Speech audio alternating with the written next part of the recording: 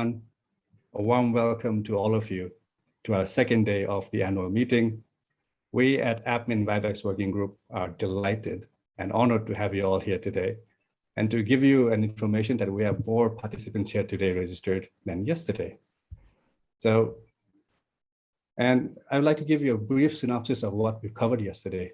We had the annual meeting started by the opening notes from Dr. Sarthak Das and Dr. Kamal Azim.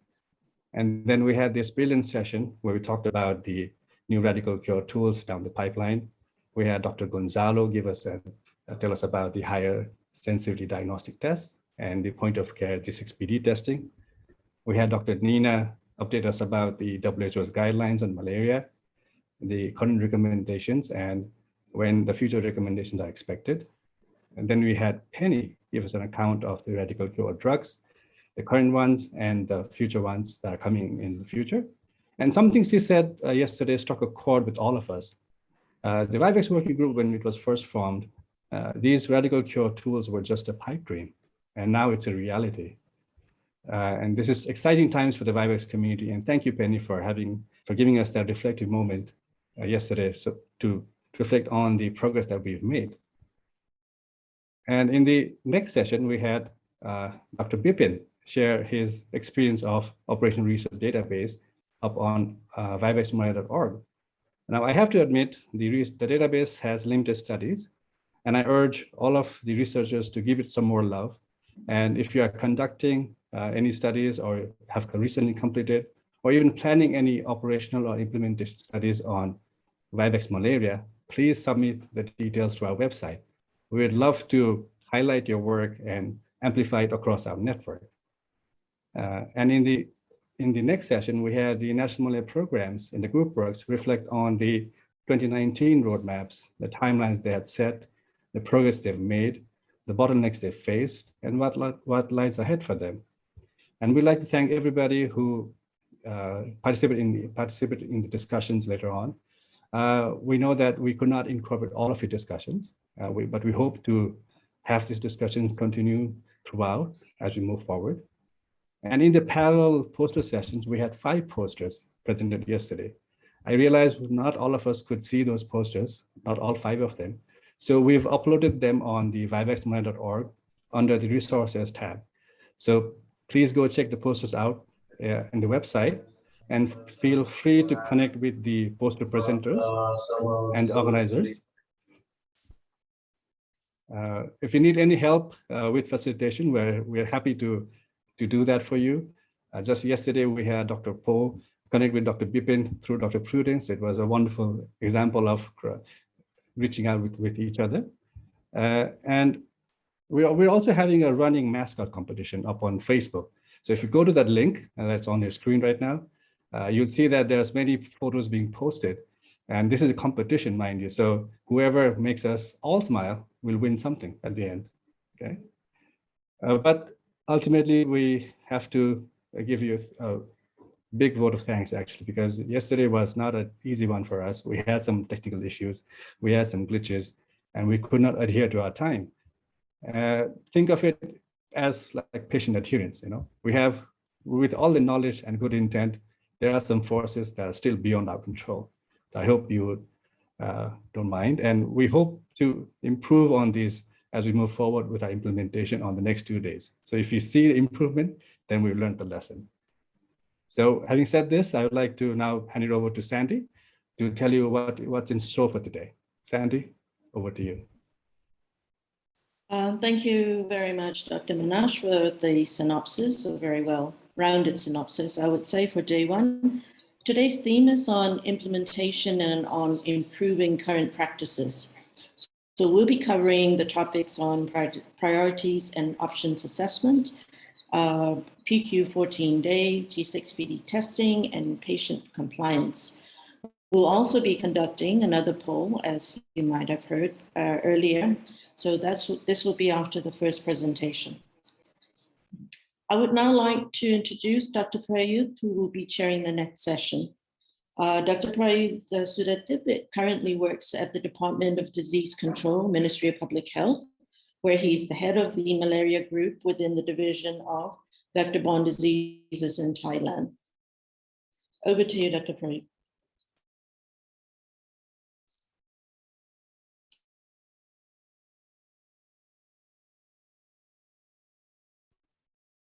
Dr. Pradeep, you're unmuted. I think Dr. Pradeep, would you mind? Dr. Pradeep, would you mind unmuting yourself? Unfortunately, we can't hear what you're saying, Dr. Pradeep. Now. Okay, sorry, I mute.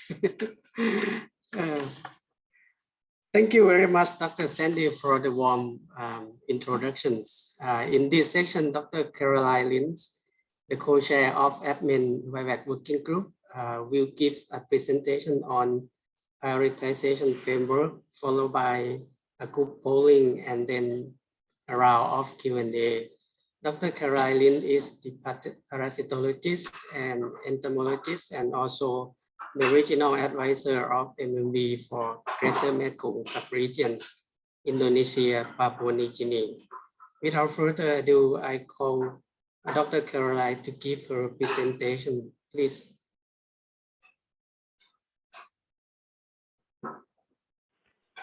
Thanks, Dr. Prayut. That unmute button is elusive sometimes. So thank you, everyone. Thanks very much to everyone for joining today, our second day. And we're starting off with trying to understand what the priorities are to eliminate malaria in the Asia-Pacific region, remembering this is our regional meeting. So to do that, obviously we need to hear from you. We want to listen to what your thoughts are in terms of what's important to achieve elimination of Vivax malaria. But what we want to do and what I'm going to present today is how we can capture your priorities and what's important in a systematic way so that we can be clear on the way forward and how best to support you. So why are we doing this? Well, you might remember from Dr. Karma's talk, there was a tech talk a little while ago when we first started on the work plan.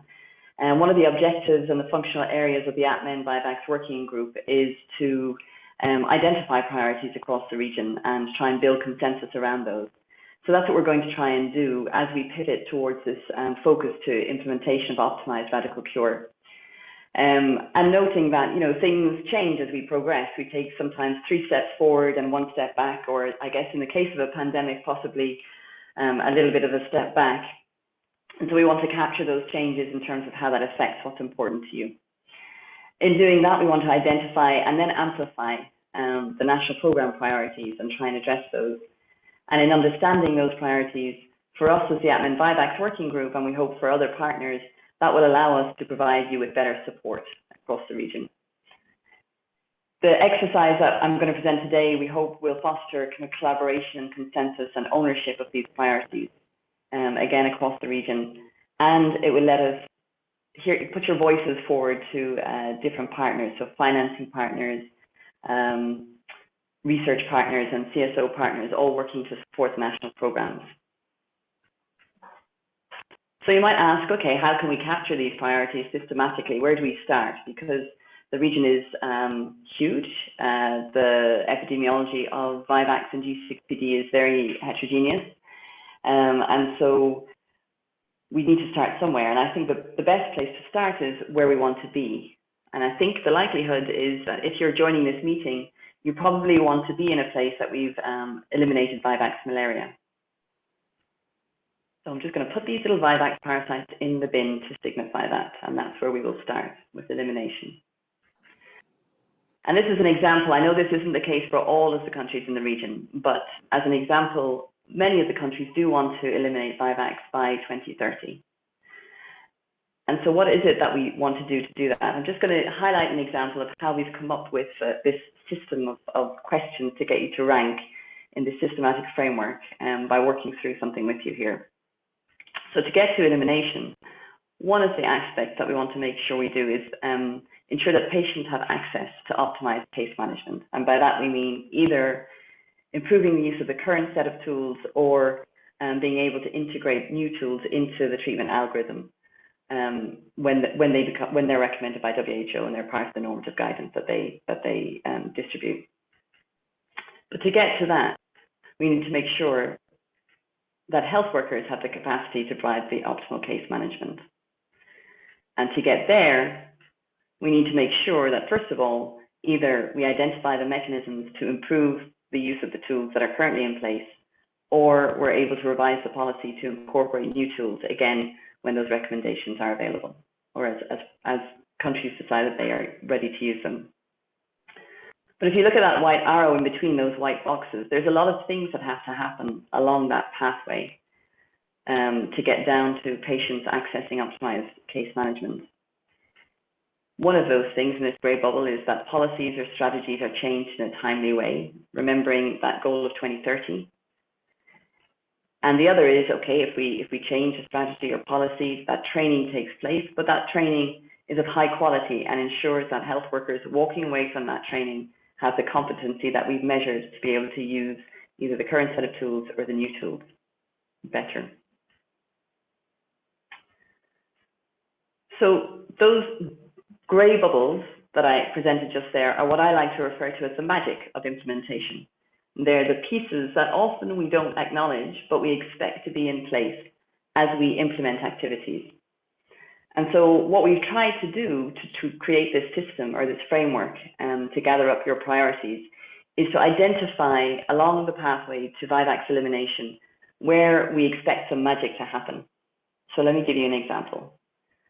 So here we have our overall impact, and you all will be familiar with this framework with impact and outcomes and outputs. But the impact that we're trying to get to is Vivax elimination.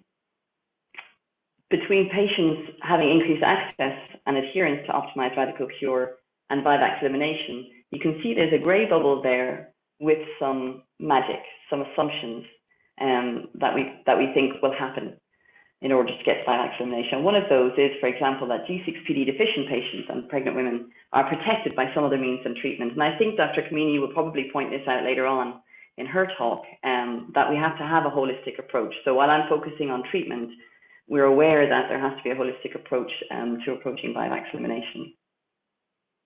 Just as another example, and this is probably key to going back to some of the presentations from yesterday, in order for health workers to have the capacity, well, let's assume that the health workers have the capacity to provide optimal Vivax radical cure, and that translates to patients having increased access. Between those boxes, one of the assumptions or the bits of magic is that we're detecting all Vivax infections when patients present to health facilities. And we can see that from Gonzalo's presentation yesterday, that that's not the case with the current set of tools, and that there are some higher sensitivity diagnostics coming on stream that might help us address this assumption or this risk in between the boxes there. And that actually came out as one of the key things on the poll that participants were interested in yesterday. And finally, just from the group work yesterday, I want to highlight, so I'm just stepping back along this pathway, and you can see all of the grey bubbles or the magic that we've tried to identify between the boxes. And just relevant to one of the outcomes from the discussion yesterday is that some countries were describing procurement issues with some of the commodities that they're trying to get in country, or some countries were perhaps describing some knowledge gaps in assuming that the Quanti G6PD tests weren't procurable and not being aware that they are ERPD approved. So one of the assumptions is that the procurement processes are timely, and then that feeds into whether health workers have the capacity, that capacity including whether the tools are available for them. So that's just to give you an example of the framework that we've tried to develop and all of the kind of bits of magic or the assumptions that we think are important to prioritize. And what we've done with all of those grey bubbles, those assumptions, is we've fit them into questions. And we've categorized those questions so into a few categories. We could have questions on development. So the questions that Dr. Gonzalo was posing yesterday on the higher sensitivity diagnostics, for example, might fall under this category. There are questions on evidence and implementation and operational research. He also highlighted some areas of operational research on the new tools, the diagnostics, that were quite key. There might be questions around financing, perceptions of whether tools are affordable or not, questions around policy processes. Is there enough evidence to make a decision? And if not, what has to happen? And then questions around high quality implementation. So just to show an example, developing those magic pieces into questions. So that assumption that I gave as an example, we were detecting all Vivax when patients present to health facilities, converts into how important is it that we detect all Vivax infections when patients present to health facilities in order to achieve Vivax elimination by 2030. And then what we want you all to do, or what we'll be trying to get you to do over the next few months, is to rank those questions. So just give them a rank from 1 to 10. In this case today, we'll ask you to do it between 1 and 5.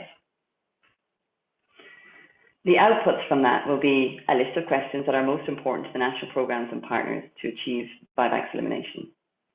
Within that process, we can start to also identify knowledge or information gaps that we have to try and address. And we can try and figure out the commonalities between countries, between subregions, for example, between countries with similar epidemiology. We could try and see, well, are these the similar issues that these countries are having, and how can we try to advocate for those to be addressed with partners across the region? And then we can identify.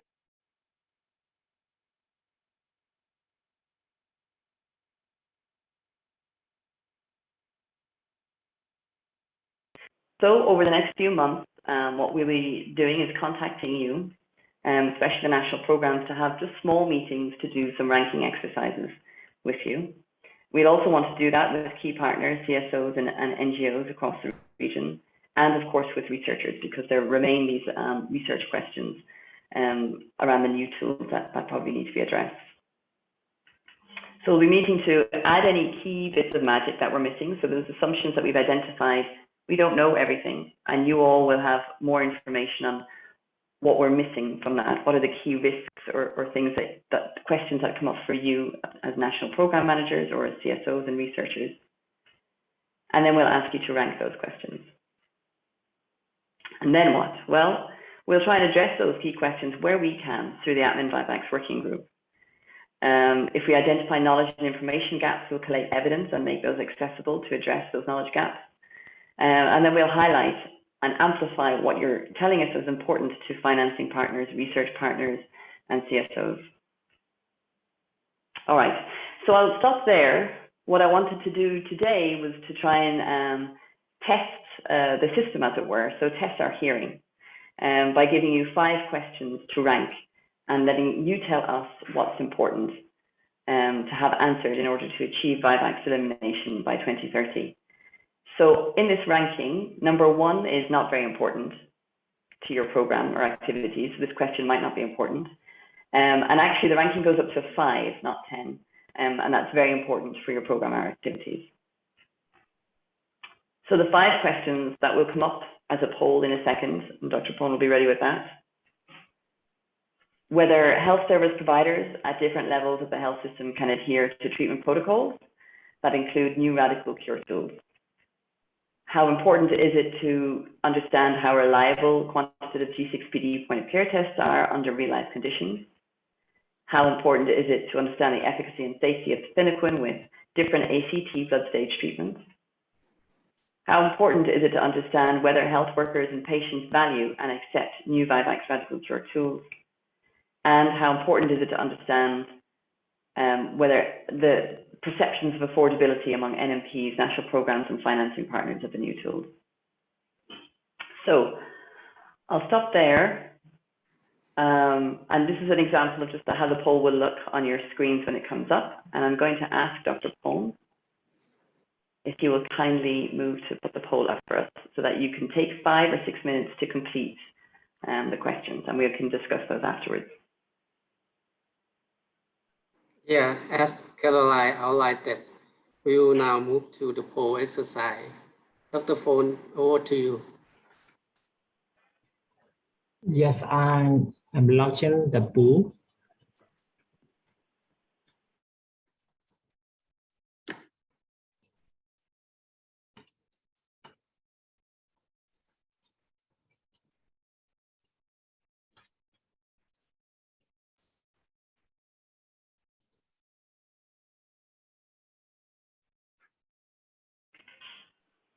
So to all participants, please, if you will answer the questions on your screen, hopefully it's on your screen. How important is it to answer this question to achieve Vivax elimination?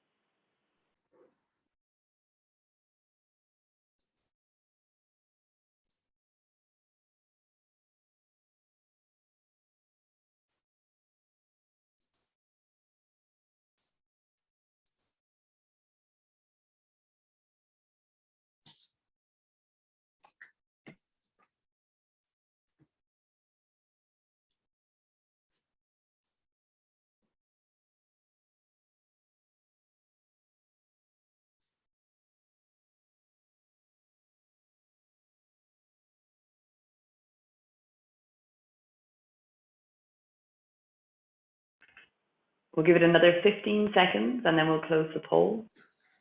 So please vote.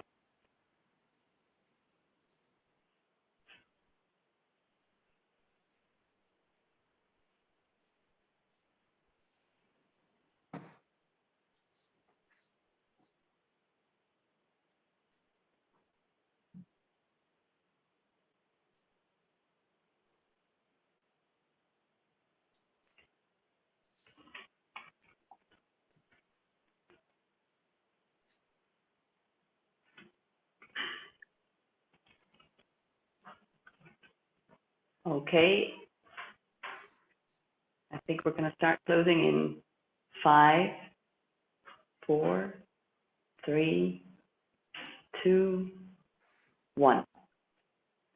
Dr. Pone, could you end the poll, please, and put up the next question? Yeah, the poll completes. I think in the next we will have Q&A from the participants. We'll have like 8 to 10 minutes for these discussions. Are there any questions or? Dr. Payut, we're going to just move to the other questions on the poll first, and then we can go to Q&A. Okay. Okay. Gary, I think the participant got to respond to all 5 questions. So now I'm sharing the results to you. Okay, great. Down. They're all up there. Great. Okay. Okay. Fantastic. Sorry, Dr. Payut, you're right. We are going to go to Q&A. Yeah, all right. Now, next. Okay. So, Dr. Payut, to you. Yeah. So the poll will be number 5, are important. Is there any questions for these questions from the participants?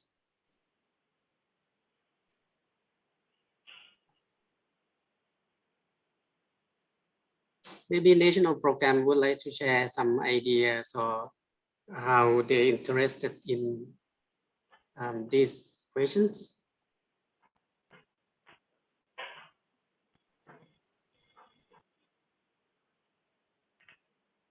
No?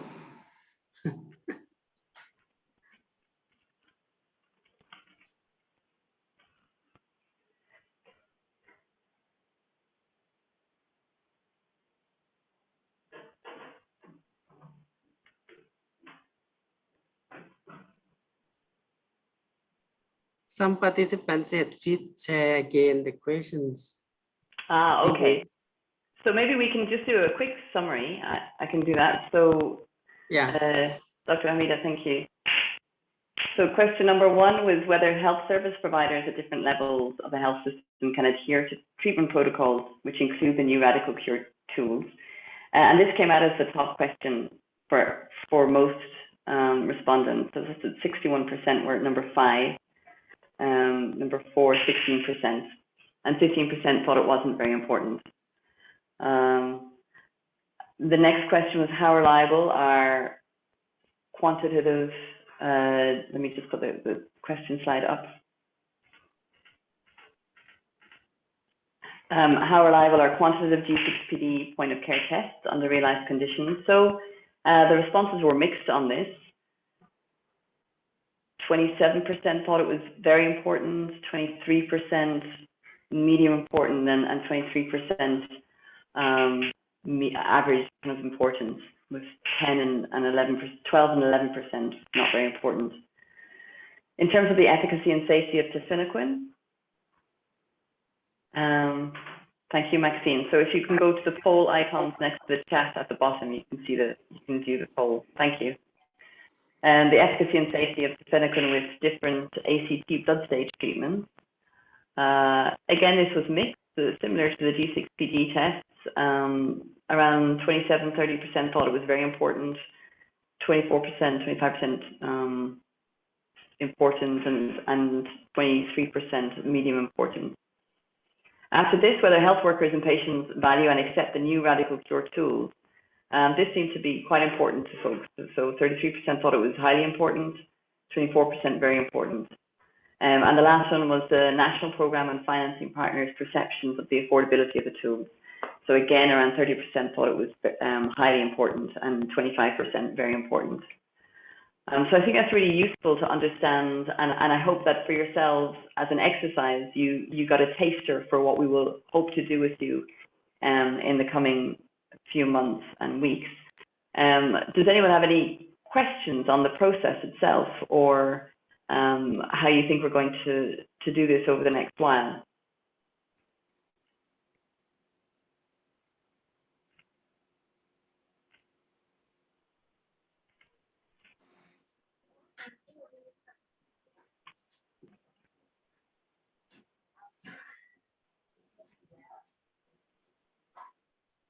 Okay, I think if there's no questions, then Dr. Prayut.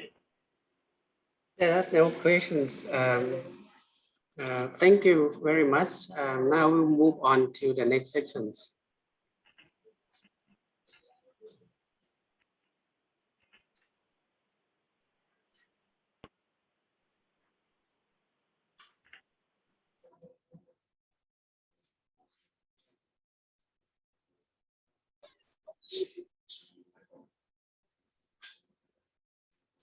Okay, I think you're mute. Sorry. Sorry, I thought I unmuted myself.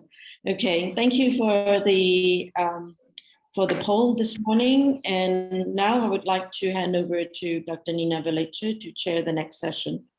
Dr. Velice is a medical doctor with an MD in pharmacology and an internationally recognized scientist with more than 30 years of experience in clinical and epidemiological research in malaria.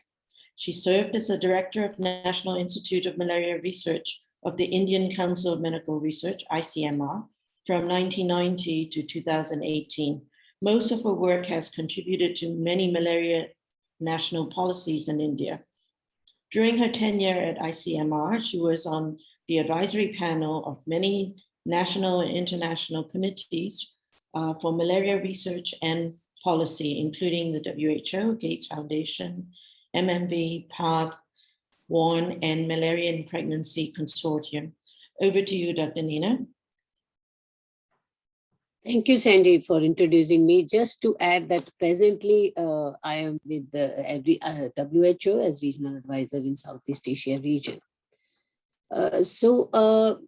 Coming to the present session, so we have discussed many technical aspects of Vivax malaria and treatment, as well as G6PD testing and diagnostics. Yesterday as well as today, we had an interesting presentation in the morning.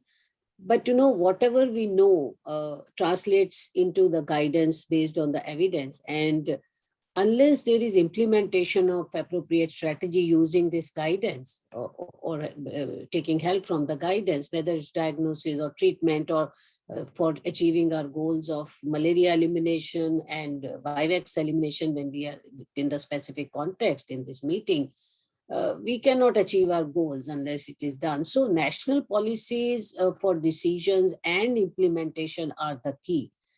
And it has to be a dynamic process as based on local and global guidance. And also it has to be in a timely manner.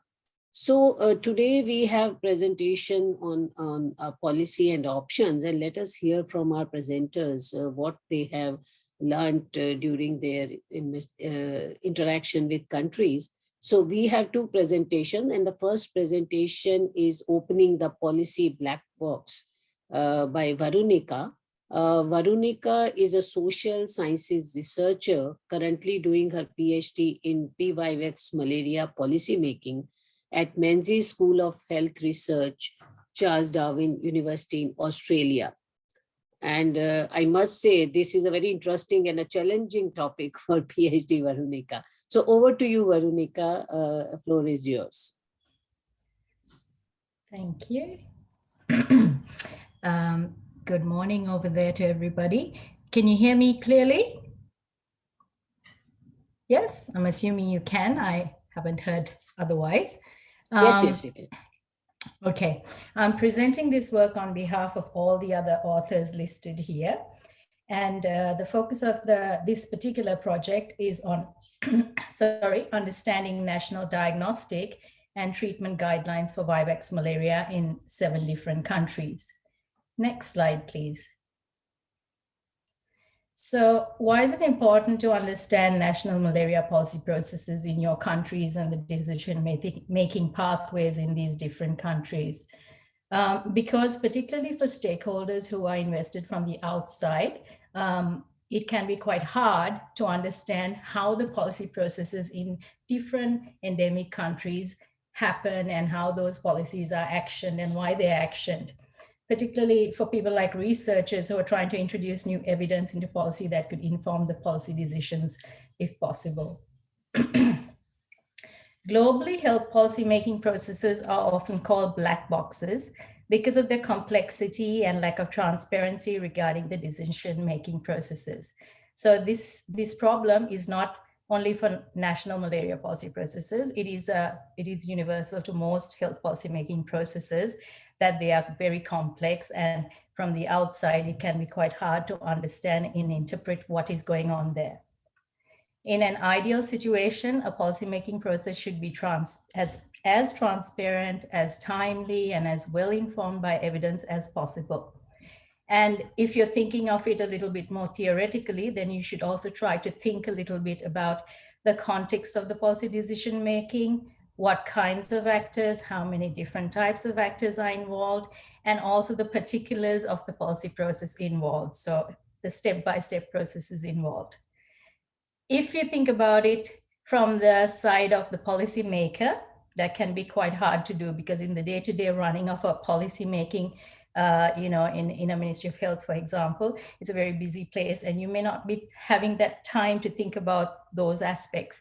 But if you could set aside, say, 6 monthly or annually, whatever it is needed to think about those aspects, that helps to improve the policymaking process, usually.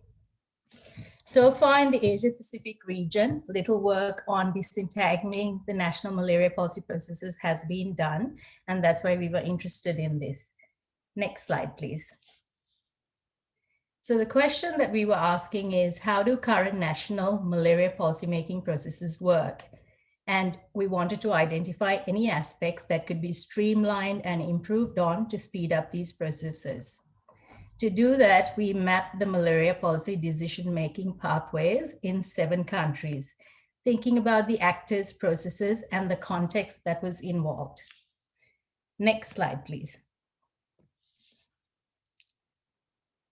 Thank you. So streamlining policy processes could help to achieve elimination targets. When you have new tools and treatment options for Vivax malaria becoming available, these can help to achieve elimination targets, but these have to be available in country to do so.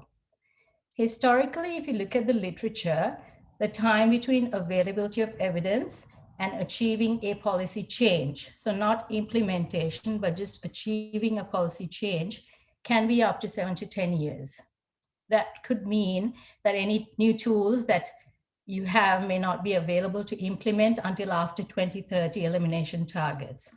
So we're here in 2021, and if you want to get to elimination by 2027 so that you have 3 years to be malaria free for certification to 2030, then you have to think about how that policy process is going to be, streamlined and expedited.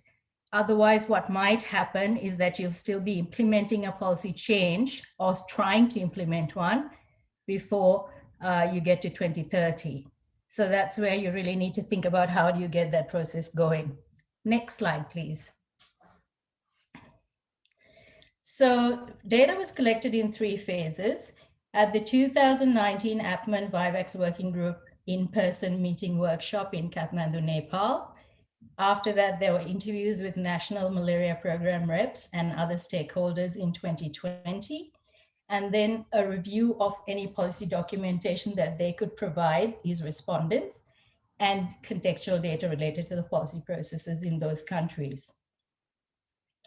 The flowcharts created at the Kathmandu workshop mapped the pathways for policy change and identified key stakeholders in the policy process in each country. That was done, so that was created with the NMPs, and so it was in partnership with them. Those charts were subsequently used to develop more in-depth question guides for the interviews with the NMP representatives. And the themes identified from those interviews were used to refine the original charts and cross-checked by the respondents. Next slide, please.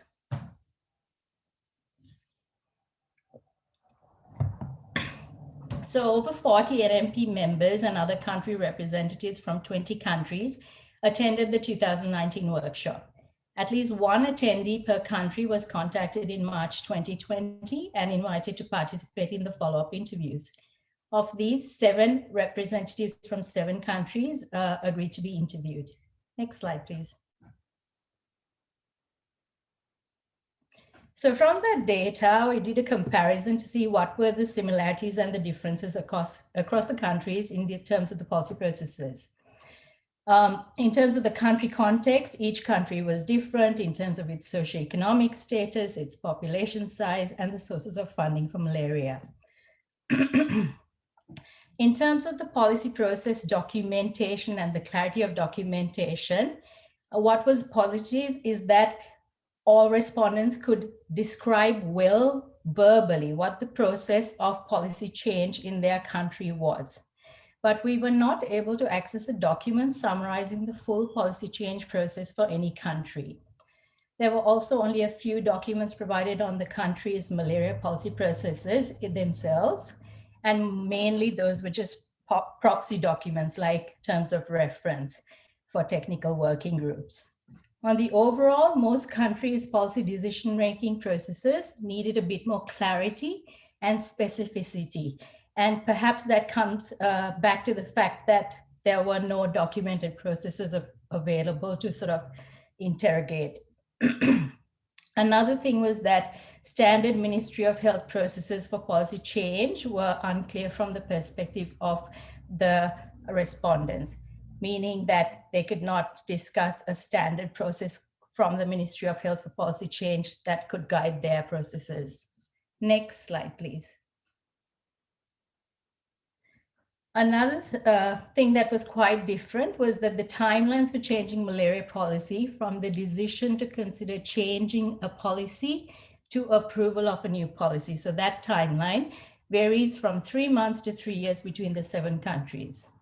So that's quite a difference. The importance of local evidence and WHO endorsement of new options for policy change also varies.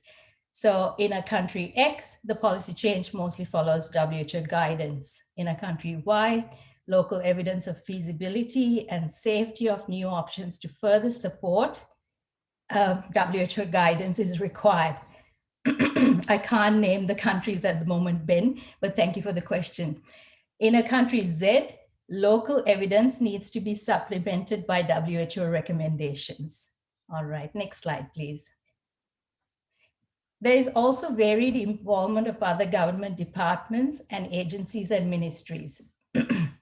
NMPs play a critical role in initiating and informing policy change in all these countries, but how much other government departments, agencies, and ministries are involved differs. So in a country X, NMP is primarily responsible for initiating, reviewing, and approving the policy change. In a country Y, the NMP initiates change, but other Ministry of Health divisions review and approve changes. Different types of actors are also involved in the policy process in different countries, like local NGOs and specialist medical groups, apart from main stakeholders like NMPs and donors. So the context of the types of sub-actor groups involved in the policy change process also is a bit different from country to country. Next slide, please. This is a sample timeline of the policy process in one country, and it is a maximum of 1 year to change policy in this particular country. It's a 3-step process, which seemed quite, relatively straightforward. So the National Malaria Expert Committee reviews changes in dosage or usage of existing drugs, and then would report back to the Malaria Program Director. At this point, other expert committees and other stakeholders would be involved in advising on that recommendation, and it goes back to the National Malaria Expert Committee for a final recommendation. That final recommendation that then goes to the Director of Vector-borne and Zoonotic Disease Prevention to sign off the recommendation. And that whole process happens within 1 year, according to that respondent. Next slide, please. So our findings suggest that it could take up to 3 years to change national anti-malarial policy. And if that process is started today, that would take us to about 2024, leaving only a few years to get to elimination. But most countries depend on WHO recommendations, and WHO is, I think, still considering how to make new recommendations for Vivax. So that could mean 2025 or 2026, leaving quite a tight deadline to implement to get to elimination by 2030. From what we can see, better documented, clearer, and more transparent malaria policymaking processes could potentially improve and speed up this policy change process. Things like setting up standardized policy processes, maybe from within the Ministry of Health, may give NMPs access to clearer guidelines for their policy decision making. We need more work to identify the causes of longer policy change processes because that could help to reduce delays in future with the introduction of any new tools. Next slide, please. So lastly, I'd just like to acknowledge Jocelyn Newcomb particularly as our co-author for all her data collection, collation, and interpretation of the results. All the participants and facilitators and note takers of the 2019 APMEN Vivax Working Group workshop who participated in making those flowcharts, all the interviewed NMP reps and other stakeholders, and Sophie Weston for preparing all our policy path graphs. Thank you very much. Thank you, Varunika, for excellent presentation. So I would request participants to keep posting their questions in the chat box, and we will take them after both the presentations are over. So now we have another presentation, an option assessment toolkit by Dr. Manash. Dr. Manash is a public health social scientist and the technical coordinator for APMEN working group. Over to you, Dr. Manash. Thank you, Dr. Nina. Now I'd like everybody to just relax a bit, okay? Imagine it's the weekend. It's Friday night. It's Tuesday, but imagine it's Friday night. You're back home from work and you plan to just chill and watch a movie or something. And then you put on Netflix and bam, next slide. You see there's a plethora of options. So many movies to watch. You don't know which one to choose. You scroll endlessly for hours. You pick one, but unfortunately it turns out to be the wrong movie. It doesn't work for you and kills your mood. Now you must be wondering why I'm talking about Netflix and what has this got to do with my presentation today. And this is not a perfect analogy by any means. In fact, it doesn't even work, but still I got your attention. But something similar might be in cards for the radical cure tools. Now, until recently, next slide, please. We've only had primaquine as the radical cure drug. For those of you who place a high premium accuracy, that is not primaquine by any means, that on slide. So it's just symbolic that we've only had one radical cure drug for many years, but now with recent advances, like we heard yesterday, there are many tools coming in the pipeline. And suddenly the choice to choose is not so straightforward as before. So now when these tools do get recommended by the WHO through the normative guidance that we heard from yesterday from Dr. Nina, which is in the process, suddenly the national programs in the Asia Pacific region face this choice, this daunting choice to make. Next slide, please. And with many options and different combinations of tools or different product profiles available at the disposal for NMPs, now they will have this this choice to make, which was not straightforward like before. Now, in this, I'd like to tell you, next slide, please, how the APMEN Vivax working group plans to support the national malaria programs in trying to decide or to choose between these options. Now, the goal of the APMEN Vivax working group is not to prescribe any specific radical cure tool to the countries, but rather we want to hear your voices, prioritize your concerns, and provide you with an evidence base that supports making that assessment. And how we plan to do it is through the next slide. Something known as an OAT, not an oatmeal, but the acronym that stands for Options Assessment Toolkit. So basically, this is a toolkit with the evidence to assess all the factors that go into account of making that policy change. Like Veronica just mentioned in the presentation before, the policy change is not always a rational linear process. There are different factors going into it.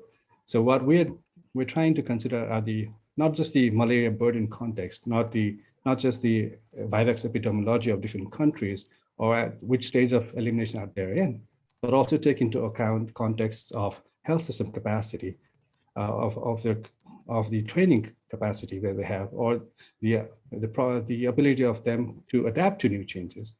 And not just that, but also the policy environment, the socio-cultural context, the patient profiles, and many such different contexts and factors. Next slide, please. Now, you might ask me, what are the objectives of this kind of work? What we are trying to do through this piece of work is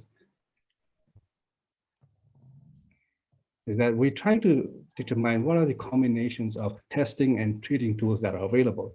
We heard yesterday that different tools are coming up in the pipeline, and then, okay, please keep on clicking, no problem. So then these tools will have to be, the combination of these tools, we have to check if these are suitable for different scenarios. And how we plan to do that is trying to consider different epidemiological and other factors to create scenarios that are reflective of the Vivax endemic countries in Asia Pacific to identify what is the optimal set of the radical cure tools, and also to determine what specification of these tools are required for different scenarios. And in that process, we want to develop an options assessment toolkit in consultation with experts using an adapted Delphi process and based on the available literature. And we plan to test and apply this out among Asia Pacific national programs, most preferably in our next APMEN meeting, which we hope would be face-to-face. Now, you asked me why we need these kind of toolkit. Next slide, please. Now, oftentimes what happens is when the WHO guidance does come along, it is at the global level. And like Dr. Nina mentioned yesterday, that the countries need to adapt it to their own settings. And this is one of the examples of how we can help the countries to tailor the recommendation of WHO to their context. Okay, please keep clicking. Yeah, so these are basically the 5 whys. Let's go back a little bit. The 5 whys why we need this toolkit. First is to tailor the recommendations to the country context. And as we mentioned, that new tools are coming on stream over a very short period, giving this we have very short time to decide on this. Like Veronica mentioned in her presentation, that the uptake of policy and implementation takes a little time. So we want to make the systems ready when these recommendations are provided by WHO so that they can incorporate them in their policies. And we'd also like to influence evidence in the policy process. And oftentimes, it's not only the health related factors that go into account in policymaking. There are also non-technical issues like political will, funding. So those are also the things that we would like to consider and tackle explicitly in this OAT assessment, options assessment toolkit. And the idea is to proactively develop this tool in alignment with WHO normative guidance. Next slide, please. And we don't plan to do this alone. This is a joint collaboration with the Menzies School of Health Research, keep clicking, and MMV and the APMEN Secretariat. So this is a combined effort. And I'll show you the timeline, the timeline of our proposed work. Please go ahead, Katie. The idea is that we are right now at the pre-development phase, and then after September, we'll hopefully move on to the development phase.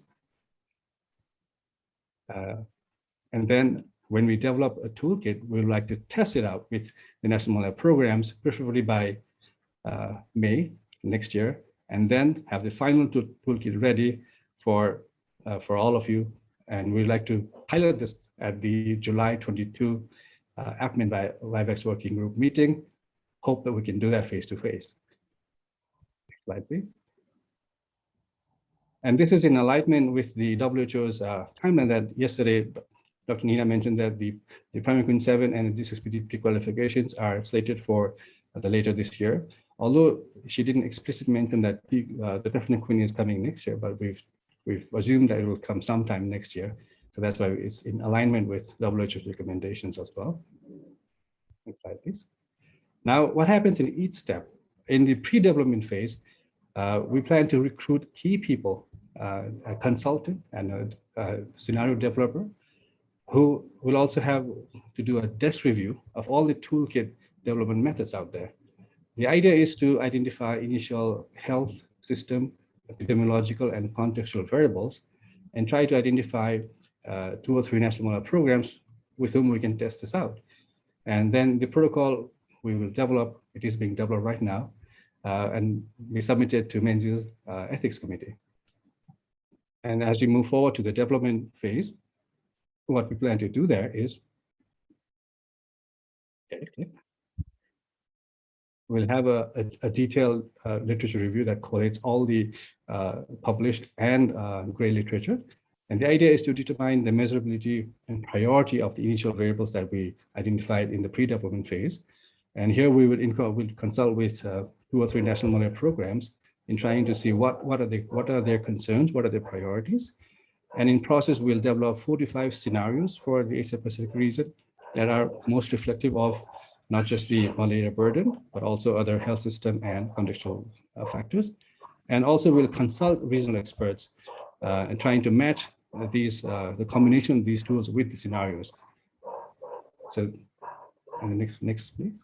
And in the testing phase, what we plan to do is now we test the feasibility of the combinations that are provided by the regional experts with the national model programs to see how that fits with them, if that is working for them or not.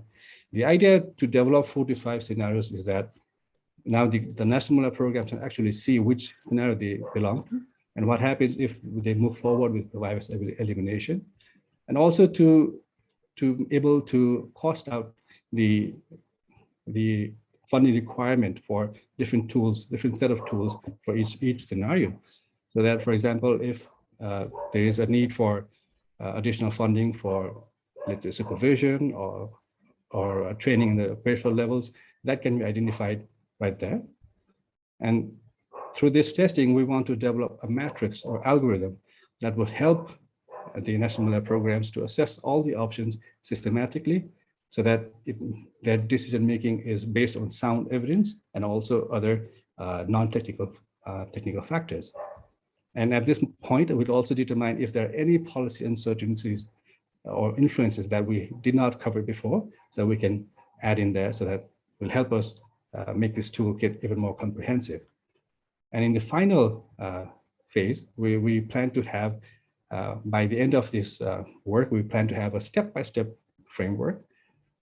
It also has a landscape template, the baseline landscape, and also a weighting tool for the NMPs to see which variables deserve what kind of weighting. The idea is to have a matrix with validated criteria and options, and then we pilot this at the APMEN 22 meeting. Next slide, please.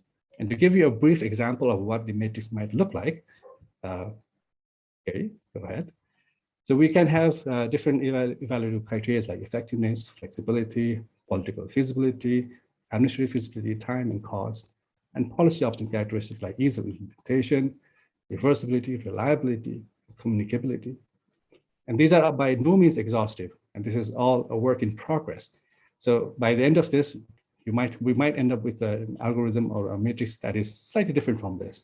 But this is what we're working at the moment. Next slide, please. And this is also a very proactive and participatory approach that we're taking in doing this, developing this toolkit. And we are consulting with key stakeholders. Carrie, please show them who the stakeholders are. They are the national malaria programs, the APMEN Vivax Working Group's Advisory Council, and I must tell you right now that the Advisory Council is newly formed and has the WHO regional advisors in there, through whom we hope to have a bit more influence in the countries. And also we have the representation from United Nations University with expertise in translating evidence into policy, Dr. Claudia. And we're also consulting them and also regional and global experts through this adaptive development process. And we'll also be consulting with people who are experienced in making these kind of toolkits. So all in all, it will be a very comprehensive and participatory approach to this toolkit development. Next slide, please. And the idea is not to be very overly complex so that the toolkit doesn't get used. It's no use being a very fancy toolkit that sits on itself. But the idea is to be like a set of timers that are used in different settings. And also to mitigate the uptake, if the potential uptake of the toolkit, we plan to have the national malaria programs buy in during the process, the engagement of WHO regional advisors and the country offices. Hopefully they will have the engagement with the countries to use this toolkit. And also we don't plan to do this in a single setting. There'll be a sustained effort going on. You'll be hearing about this a lot in our future works, in our future tech talks. And then we'll also flag this to funders so that they will also have a buy-in in this toolkit. Next slide, please. But the idea of the APMEN Vivax Working Group is to be useful and helpful to the national malaria programs. And in essence, that is what we're trying to be. And with that, I'd like to thank you for listening in my presentation. If you have any suggestions or comments or feedback, because this is a very work in progress, we'd like to hear from you and we'd like to incorporate your feedback. Thank you. Thank you very much, Manash. Really interesting presentation. Let us now come to the question answer session. So I'll first address questions for Veronica. Now I can club it with my question as well. There was a question how to decrease the time. I mean, you mentioned it was up to 3 years in some cases. So there was a question how to decrease this timeline. But,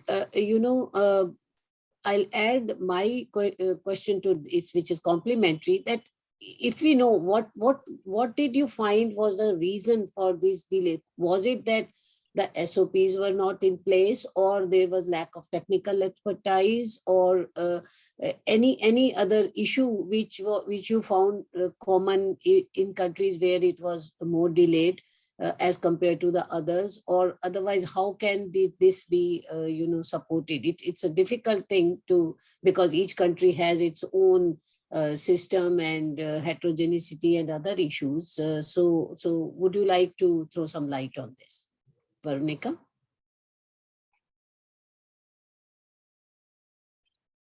You are mute, Veronica. Can you unmute yourself, please? Thanks for the question. It's a very complex question to answer.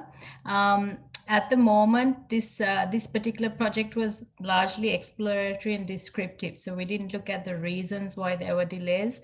we really looked at just mapping the policy change pathways in each country. So that one diagram which I showed, there are 7 other diagrams like that. So that's where the future work is, which I sort of ended with, that, what's the reason for longer timelines and such starkly longer timelines in some countries compared to others. And yeah, that is something that's really interesting to look at quite quickly in the future. So in terms of how you could do it quicker, I mean, it's really hard to compare across global health policy processes, because if you look at really, distinguished policy analysts like Catherine Smith and people like that, one of the things they say, it's a bit like budding a tree. So when the tree is first at, Geneva level or whatever, it's that shape of a tree, but when it comes down to the country level, it's budded and it has to change. That policy has to be interpreted and changed to the context of that country and the difficulties that country is facing and all those things. So I think the countries know best, and we can only sort of map this out and say that this is one way you could do it, by better documenting your processes so that you can go back and interrogate your processes and then see where the gaps are. So if you want to quickly change the policy, then you can go back to that documentation and see this is where it might need to happen, and maybe it's not so many actors are needed, or maybe there's one particular actor that we missed. So that's probably my best answer for that. Yeah, I can understand, Varnika. It's a difficult question to answer, because it is not, as I said, there's a lot of issues which even Manas explained. I mean, it is a feasibility, cost, political issues, safety concerns, heterogeneity in a country when there is a policy making process. So that all adds up. And then, of course, then you need to have a technical expertise for considering all these and choose the best option. And I think related is the one, I don't know if you would like to address that. I mean, there was a question how to, identify accelerator and barriers. And I, as you said, you still have to work on this. Unless we understand the reasons and you try to explore that, we can't work on accelerators and barriers. So I won't force you to answer this. But one thing, like as I understood correctly, correct me if I'm wrong, you said 40 during that meeting, 40 programs managers or NMCPs were contacted and you could interview 7. Was it that there was a hesitation or there was information not available? I mean, if you have a clear-cut answer for this, otherwise we can, Actually, the gathering of the results was done by another member of the team. So I'm probably not the best person to answer that question. I would probably say, given COVID, I mean, I would imagine that with the COVID considerations at that time, I suppose that the 7 who answered were the 7 who were willing to give us the time for interviews. Right. Yeah. And of course, you said you will be working more on the reasons. And so would you be concentrating on these same countries to work in more detail, or you would be expanding your activities to other countries as well? This was another question which I could see. Yeah, that's a really interesting question. I think that would be a better question to ask Caroline and Kamala, who are the sort of the leaders of this research. And I think they're on the call. Any one of you there so would like to answer that? Would you like to chip in, Caroline or Kamala? Yeah. Yeah, I'm happy to step in, perhaps also for your earlier question around why those 7 countries. So we had 40 participants from NMCPs from, I think, 18 or 17 NMCPs who were at the last meeting. And then 7 kind of came back on further further requests. And that is certainly, a mix of reasons, but certainly time availability and, just interest, I think, certainly part of that. And we didn't push too much to have a much bigger group included just because of volume of work. In terms of expanding this to, broader, I think there was a question around, how about Latin America, South America. I think that would be really, really interesting because that's certainly very different to, I think, what we're doing in the Asia Pacific. I think without making Veronica too nervous, that's probably outside the scope of her PhD. But for sure something to look at. Thank you for raising that. Thank you, Kamala. Okay, so let me move to Manas. I mean, I could see a lot of appreciation for your presentation in the chat box, Manas. So there was a question related to, I mean, when you said in pre-development, you mentioned recruiting key people. So there was a question of how to recruit key people, actually how to identify, I mean, those who have relevant expertise. I think that was the question. And also there was a question on, will it coincide with Global Fund round of application? I don't know why we want to, I mean, what was the reason behind asking that question, but still, I mean, that was, I can identify who had asked. So so Caroline, I just saw your message. Would you like to come in before I go to Manish for answering these questions? I was just going to say that under the PAVE initiative, so that's MMV with PATH, we are doing some policy mapping work in Latin America as well. And so my counterpart, Elisa, over there, has been working on, similar to what we've been doing with GMS, is trying to map out the policy processes to identify exactly what one of the participants asked, where the bottlenecks are, so that we can try and figure out if we can proactively reduce those in the future. So we're doing a little bit of work over there. Yeah. Thank you, Caroline. So Manas, over to you. So for those two questions or any other input, because, you know, sometimes these, we may have a good best tool, but the issues related to the feasibility, logistics, even the cost, sometimes these one has to, countries have to balance. So just comment on all these three aspects. Over to you. Thank you, Dr. Nina.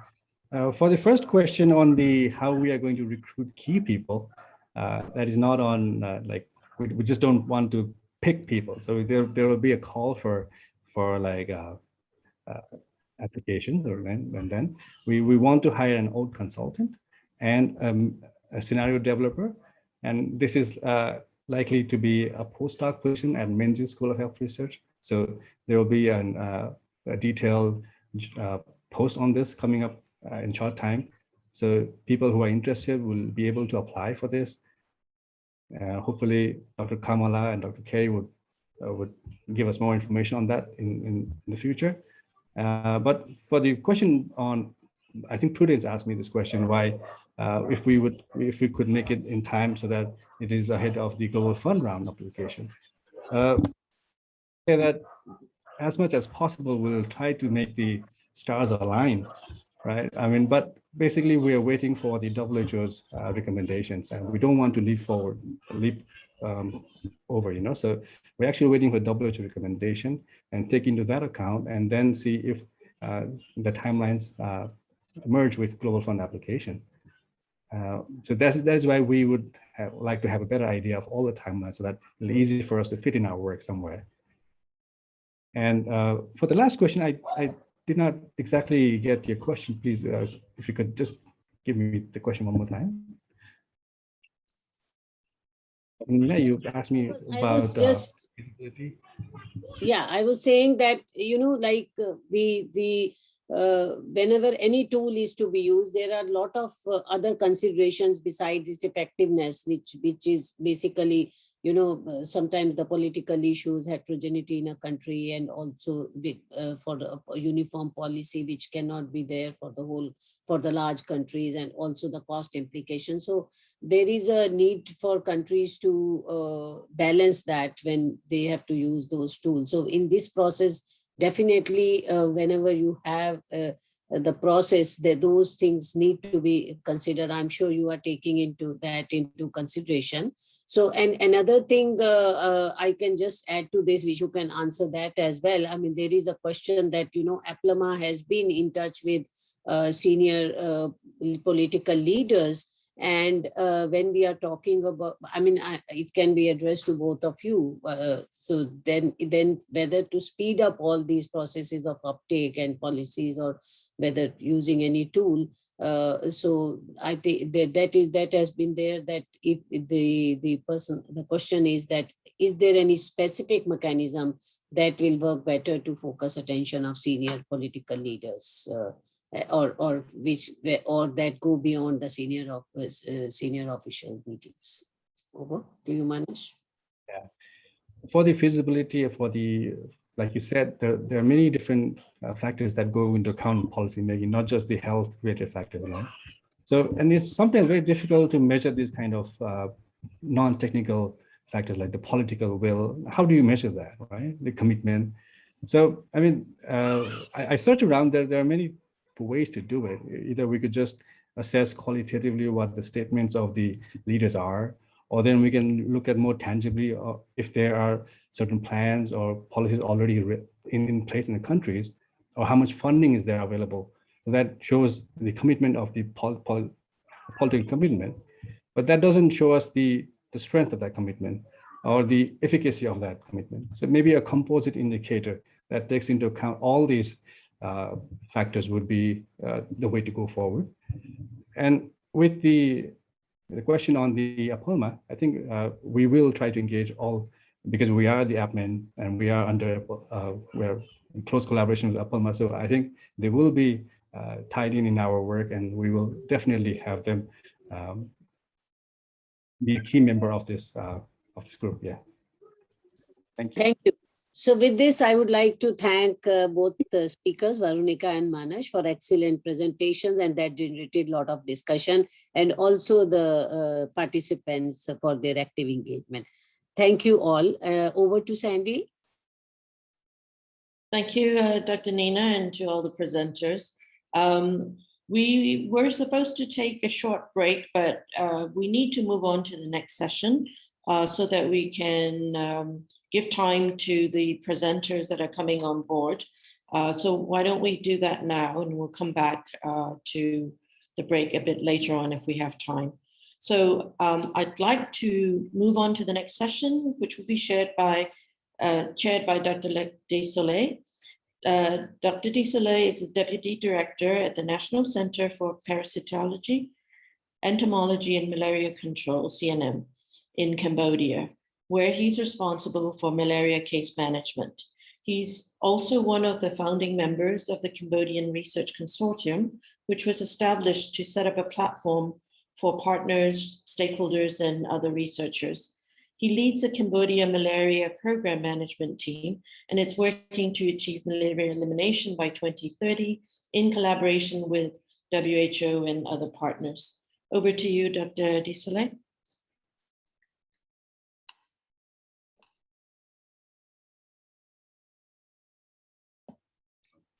Yes, thank you. Thank you, Sandy, for introducing me. So good afternoon and good evening to everyone. So everyone here know that Plasmodium Vivax as a key challenge for the country and regional malaria elimination. So currently the national program need a lot of evidence from operational research or operational activity to change policy and impact on the PV outcome. So for the PV radical cure, national policy vary from country to country. And currently, some countries have prescribed primakin without priority GCPD testing. And also some country is recommended like Sri Lanka, so it is malaria-free currently, and recommended testing for GCPD priority to test, and as well as for PV option. So I think today we have two experts will present on experience on improving current practice. So first, I think Dr. Kamini. So she is the internationally acclaimed malariologist and a key tutor for the malaria elimination in Sri Lanka. And another speaker is Dr. Chang Zuda, and Dr. Chang Zuda is epidemiologist training and also malariologist by experience. Recently, her work on focus priority on Vivax.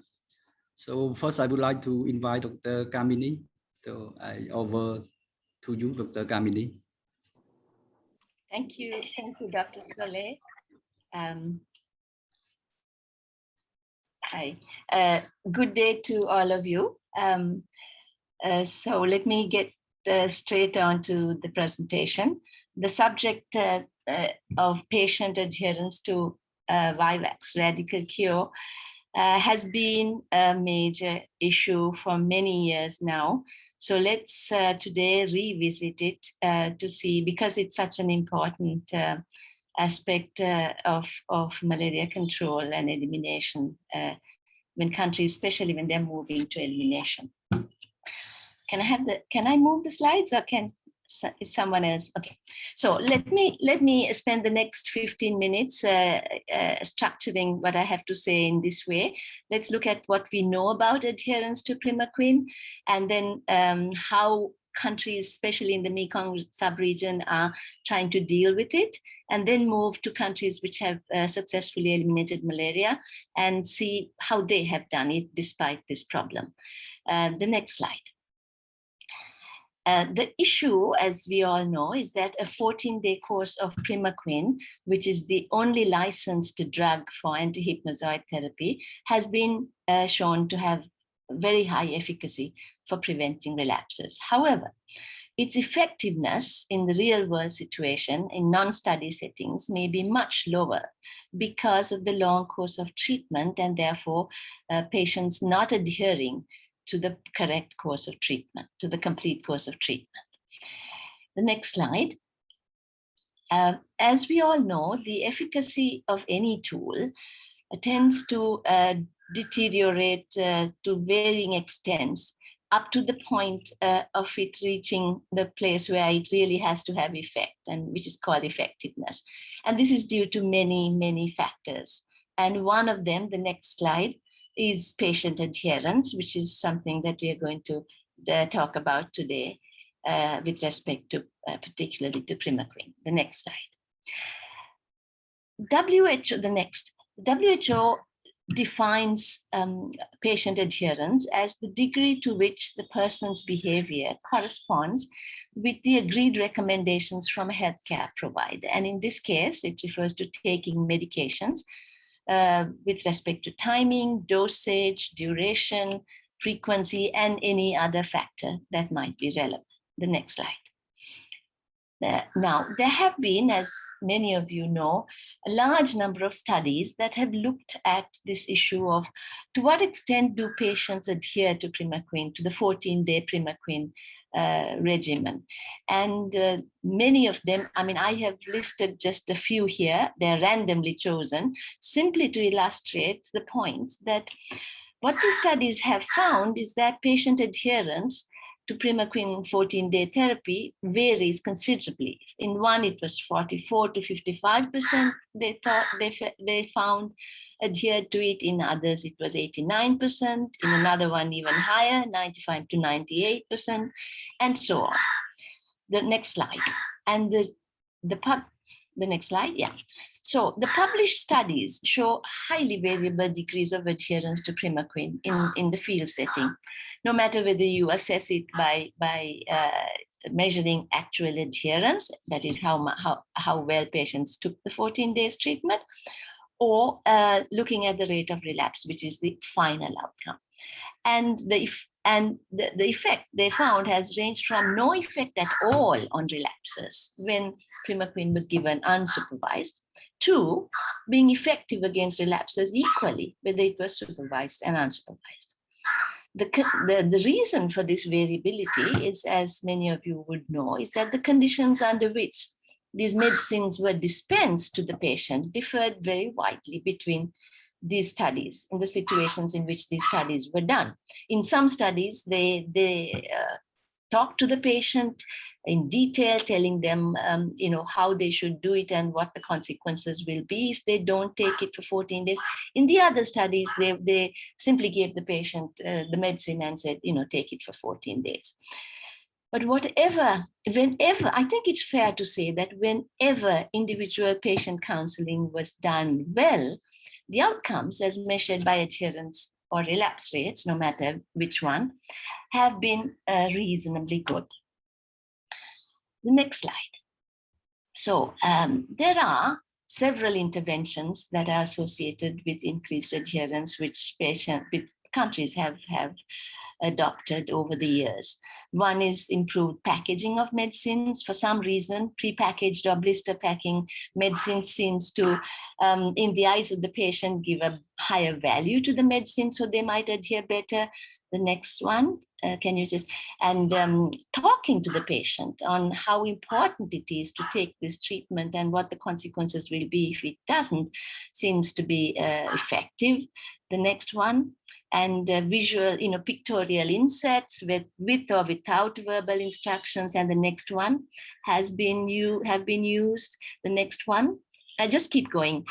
Training of healthcare workers on how to counsel patients when they provide the drugs has been found to be make a difference. And then, of course, supervising the medication, either by physically going there or by messaging via SMS or using directly observed treatment methods, have been very effective. And of course, as we all would expect, better, more convenient drug regimens, such as once daily dosing and short course treatments. And the next one, better drug formulations, such as pediatric formulations and dosage form, which do not now exist for Primaquine, will be, but they're under development, will obviously improve adherence. The next slide, please. Two of these stand out as being very, very useful in the experience of, in the hands of many countries, these two, counseling and supervision. So the next slide. Now, not only have studies being done on this issue, on looking at adherence, but a lot of discussions have been held. In 2017, the APMEN Vivax working group held a roundtable discussion with some 18 countries participating and discussed this. And they concluded that context-specific strategies are important to improve adherence to Primaquine, because the situations are very different and each of them may require different solution.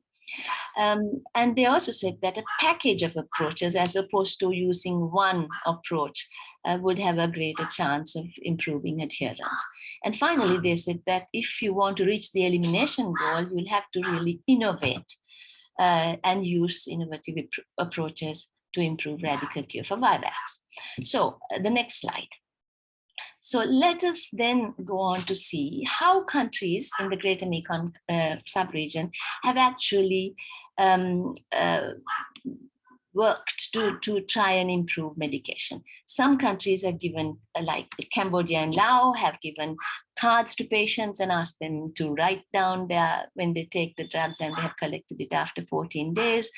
In Vietnam, a local NGO used a follow-up form like that, and health workers actually physically followed up. This was in some parts of the country, I must say.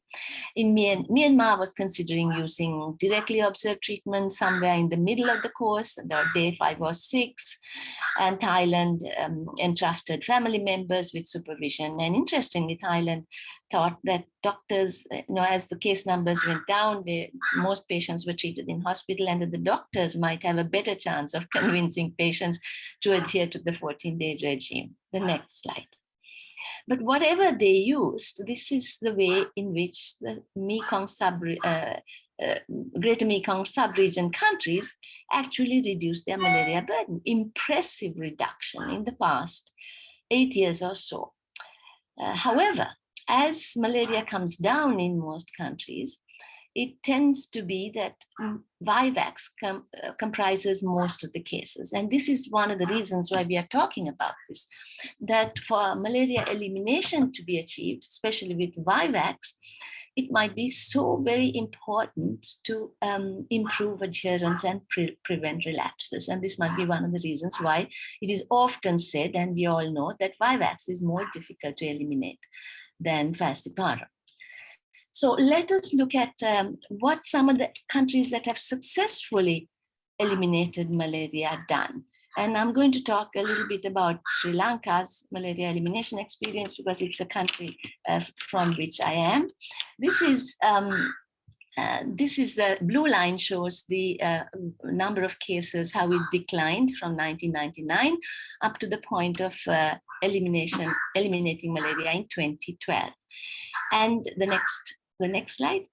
And this, in this part, during this period, when the cases were coming down, but still quite high, the next slide, the country relied heavily on transmission control using vector control combined with early diagnosis and treatment at wide coverage. Now, I'm going to stress that.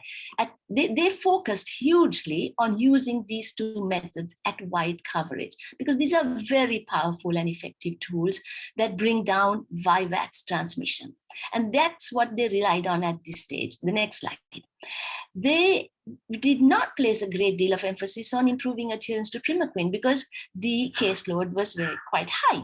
And it was too high to even consider detailed counseling of patients because there were too many. It was certainly not possible to give supervised treatment or even DOTS. But as the case numbers went down, the next slide, in this part of the period, from 2005 onwards, things changed, things happened differently. And I'm going to, the next slide, show you, I will expand that part from 2009 onwards. And the blue line shows the total malaria incidence in Sri Lanka. And the dotted red line, if you can see it, shows the number of Vivax cases. And as you can see, on most of the cases of malaria, if not all, at most times was Vivax. So that usually happens towards the end of when approaching elimination. Now, unfortunately, the next slide. Unfortunately, at this point in time, there was an outbreak of Plasmodium vivax malaria in an army camp in the jungle in the country. And at this, and you may not know, but this is a period at which the country was coming to the end of a devastating civil war, which spanned about 30 years. And most of the malaria cases at this stage, and this was Vivax, were in army soldiers who were fighting the war. They were in jungles. And this was a very dangerous situation because when they went home on leave, they would take malaria back to different parts of the country, to their homes. And this could have actually prevented Sri Lanka from eliminating malaria. But fortunately, they were able to control this outbreak completely. And the reason for this outbreak was, in fact, that there was a large increase in the vector mosquito that bred in the next slide, in this river. Could I have the next slide? Yeah, this is a large river in a jungle which pooled due to a drought, and the Anopheles culicifacis mosquito increased in large numbers. And the army camps were located just behind these trees. This was thick jungle, and that was the reason for this outbreak of Vivax. And they used so many different effective methods to squash this epidemic. Can you the next slide? Such as larviciding. They larvicided actually 35 kilometers of this river. These are the army people who are doing it. And the next slide shows the person who was actually behind this, the lady in a sari, talking to these army soldiers to get their cooperation. She unfortunately is no more. She passed away a few years ago, but I just want to pay this tribute to her. It was her work that actually led to eliminating this outbreak. And the next slide. Now, at this time, what was happening was that in the army soldiers, when they fell ill with Vivax, they were treated with three days of chloroquine with chloroquine for 3 days. And when their sickness got better after 3 days, they were sent home on leave, giving them 15 days of primaquine for 15 days with a lot of counseling. But the next slide, somewhere here, this policy changed. The next slide, yeah. Infected army soldiers were not sent home after 3 days of treatment, but they were all kept in barracks for 14 days, and primaquine was given as DOTS. Now, this was an extremely important change of policy which took place here. Now, I'm not saying that this was the only reason that the epidemic was controlled, but it's one of the very important reasons, I think. And from that time onwards, primaquine was given to everyone as DOTS. And so the next slide, what I want to say is the next slide. the next one.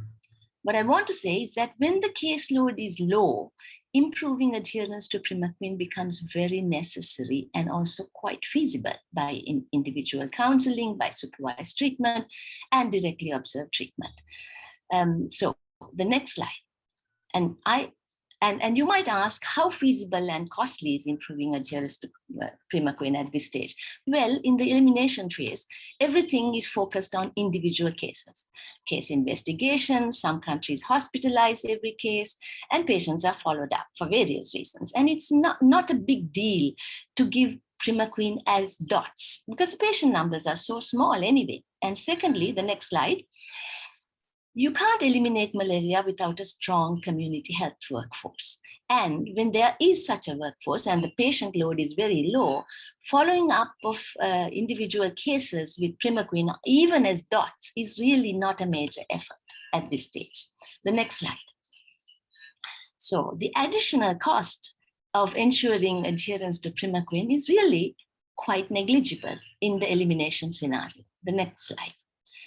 What I want to remind us all is that 24 countries listed here in green and blue have achieved elimination since 2000 till 2020.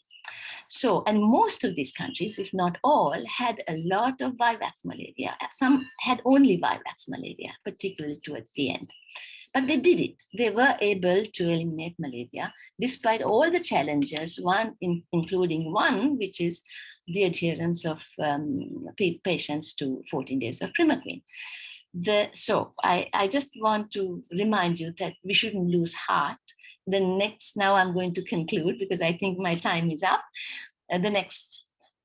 So in conclusion, the 14-day regimen of primaquine is definitely a challenge for treatment adherence. There's no question about it. The next slide, if you can just go one by one. There are, as we know, multiple strategies and interventions which can increase adherence. Some, such as talking to patients in detail, explaining to them how important this is, and supervised treatment and dots are more effective than others, but they're difficult to implement. Now, as many of you know, efforts are underway to develop shorter regimes, better formulations, and even single-dose alternatives to primaquine. Next one. However, in the meantime, until we get these new and improved tools, neither the 14-day regimen nor safety concerns over primaquine, and I must say I didn't broach that subject in this lecture, neither of these have prevented a wide range of countries from eliminating malaria. And they range from small island nations like Sri Lanka to large countries which have enormous challenges like having land borders with highly malarious countries like People's Republic of China. They all achieved elimination of Vivax. The next slide. And this is because when the caseload is high and it's not easy to do individual counseling or dots or whatever, other transmission control methods like vector control, early treatment, when they're applied at full coverage, they're highly effective in reducing the Vivax caseload. We must not forget this. And the next slide. In the latest, and when you reduce the caseload in the later stages of elimination, it is very necessary to ensure that adherence to the 14 days of primaquine is high. And in this situation, it's entirely possible to do this by individually counseling patients, by dots, by supervision, and so on. So the next one. I would like to conclude that adherence to primaquine has not been a bar to malaria elimination up to this point. And I'd like to end by telling all the countries that are here today that this shouldn't be a reason to step back from your goal of elimination, but instead to forge forwards and do what's necessary to achieve high adherence to primaquine. Thank you so very much. Thank you, Mr. Chair, Dr. Disole. Yes, thank you, Dr. Kamini, for comprehensive presentation. So can I ask you some questions now? So I think at what point, for example, what caseload? So do you think that it is feasible to implement that to ensure a high level of coverage? I think that would depend on the country, and because it depends on your health system's capacity and so on. But I think, I wouldn't want to put a figure. Different countries have done this. I think China, with all its prowess, did it at a very early stage when they started eliminating. So I don't want to give a figure, Dr. Desolé, but countries will judge when they realize, oh, it's now possible to do detailed counseling because we have enough time to devote to this. Then that's the time to really focus on this. Yes. Okay, thank you for your answer. So another question. So given this new COVID era, so when we are likely to see the budget cut in the next future, so what do you think the feasibility of the implementing that, both in terms of financing but also in terms of the burden on the health worker at this time? I think when the caseloads are high, it's a huge burden, and it's not, as I kept saying, it's not possible to do dots at all, when the numbers are high. But towards the end stages of elimination, this is when it's really necessary to ensure that relapses are prevented. Otherwise, this is why a lot of countries, we hear everyone saying that Vivax is more difficult to eliminate. And that's true. That's true because if you don't prevent relapses, it's extremely difficult to eliminate Vivax. But my advice is, don't start bothering about it until you get to a low level of cases, when it becomes relevant and possible. Because before that, use vector control and early diagnosis and treatment at wide coverage. Bring down the caseload, and then you find that you have enough time on the hands of the health workers to do directly observed treatment or supervised treatment, and even to talk to the patient, because the clinics are not full anymore with malaria. So the people who are giving the treatment have enough time to spend, 2 minutes with a patient. So I think it works out in the end. Yes, thank you. So do you see, is there any place for short-take regimen like Primaquine 7-day and tafenoquine given in that context? So bearing in mind that you have said that Primaquine is licensed and also tafenoquine is approved by the multi-regulatory agency now? Yeah, thank you, Dr. Sole. That's a good question. I definitely think that there is potential for improving this situation. We can move So I keep saying elimination for Primaquine is not a bar to elimination. However, elimination would be made so much easier, especially with Vivax, if we had a tool which is much better than 14 days Primaquine, a safe and effective tool. So my hope, and I definitely think we need better tools, absolutely no question about it. But until they come, I think tafenoquine, if it can be delivered safely, would improve the situation hugely. And a 7-day regime of Primaquine, if when the evidence is available, I think don't you think, will definitely halve the problem, because you're going from 14 to 7 days. But I don't think we need to wait till then. Countries in the GMS, for example, and everywhere else in this region have done very well in bringing down their malaria burdens. And now is the time not to wait until something new comes. It's great if it comes, you have to adopt it soon, but don't wait for it.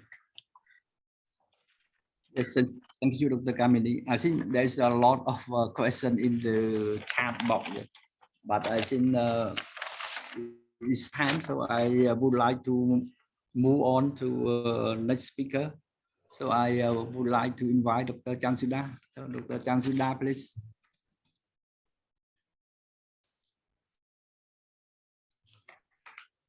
Thank you, Dr. Soleil. Everyone hears me well. Greetings from Bangkok. So my presentation today is on the implementation of point of care G6PD test. And this is based on my gathering of information from early experience, very limited experience from 3 Mekong countries: Cambodia, Laos, and Thailand, plus Bangladesh. Next slide, please. Can you hear me? Next slide, please.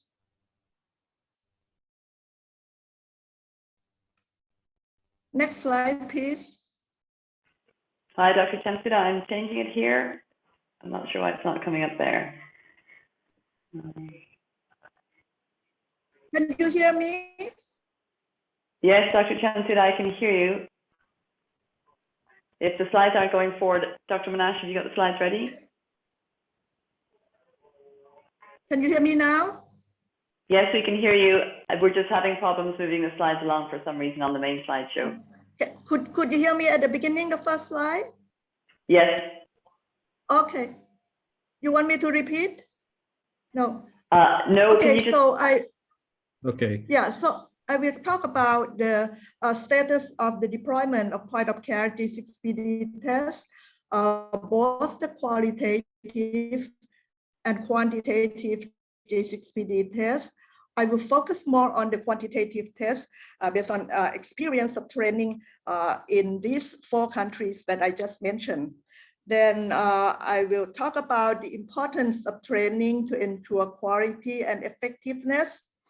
And I will wrap up with what the countries have shared in terms of lessons learned and the challenge and other implementation issues. The pictures on the right-hand side is that of the quantitative G6PD test. The product name is Standard and the company is SD Biosensor. You can see that there's a clear display on this analyzer that shows the digital display of the G6PD activity. And on the left-hand side is the qualitative test, the CareStart G6PD RDT. Next slide, please.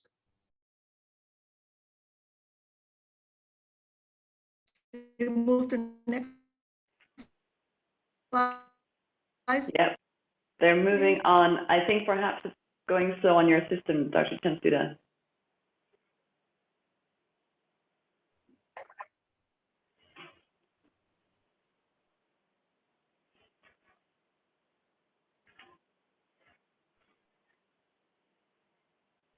Can you see the slides? Yes, you got a slideshow there, Dr. Manash. Good. Apologies, everyone, while we deal with the technical issues. Dr. Chansuda, they should be coming up now.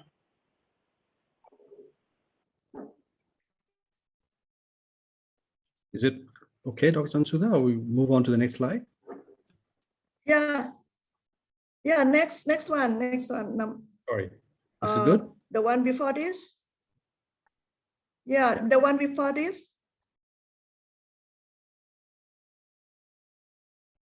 There seems to be only these slides. Right? Okay, So for the quantitative test, most of you have already known that, yeah, okay, just go back. For the quantitative test, most of you have already known that it has several advantages. Go to the next one, please. The next slide, please. Because it reports digit. I don't know what's going on. Is it moving now? Okay. This shows the the status of a G6PD test. I think it's not in order. Okay. Yeah, so the quantitative G6PD test, it has several advantages. Just who is controlling this? Soleil yourself or Carrie? This is me, Dr. Tansuda. Okay, then go back to the second slide, please, or the third slide, please. So it looks like we have only these slides. I don't know why it's mixed up. So I think we've had some difficulties with these slides here, but these are the slides that we have right now. If you want, you can share your screen and also do it from your end. We can allow that. Can we do that? It will take a while. Hold on, I'm not sure. Okay, so this show that when deploying G6PD tests, the national programs have to consider priority areas. So what factors determine the priority areas? Mostly is where there are a lot of Vivax cases. So the prevalence incidence of Plasmodium vivax is one of the factors. And then the type of health facilities. Okay.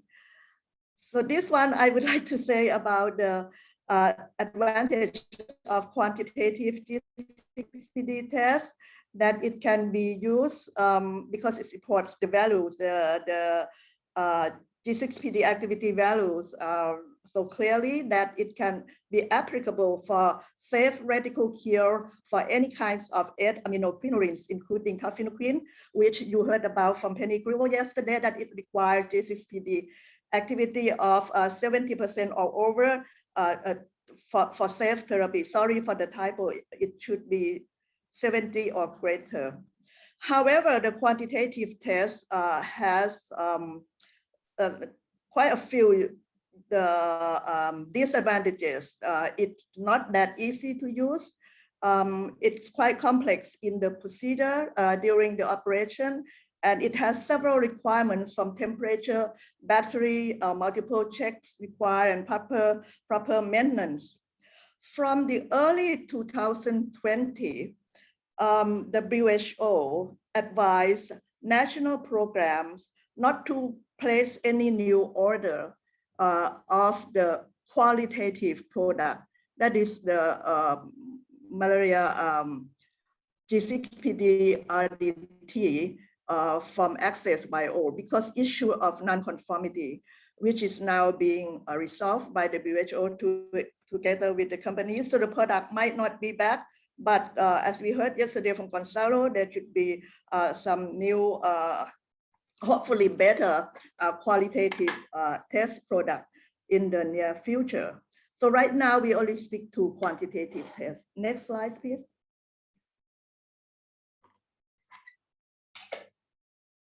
Can you move the slide?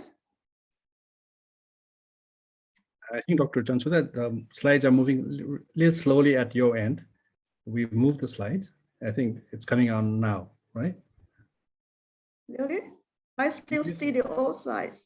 Okay. You see the implementation of stats. So I come back. It's okay. So these slides, I intend to show that the national program has to determine the priority area for deployment of a G6PD test, and usually those factors are the prevalence of Plasmodium vivax. There are a lot of cases that should be the priority. The type of health facilities over there and the qualification of the staff, are they potentially likely to be trained to use to operate the little bit complex quantitative test equipment or not. And this kind of problem for hospital level, there usually no problem at all, because they're doctors, they're trained medical technicians. But as you go further down the endemic area toward health centers, depending on what type of health center, and some are very remote and very poorly equipped, and no medical doctors.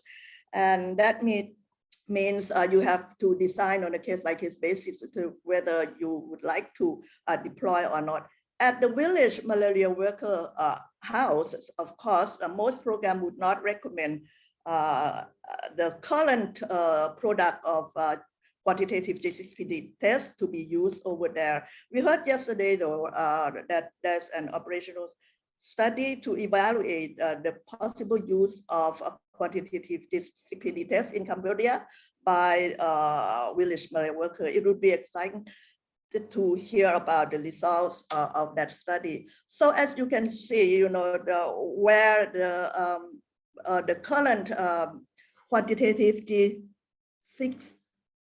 Oh, somebody still cannot see the slide changing. I don't know why.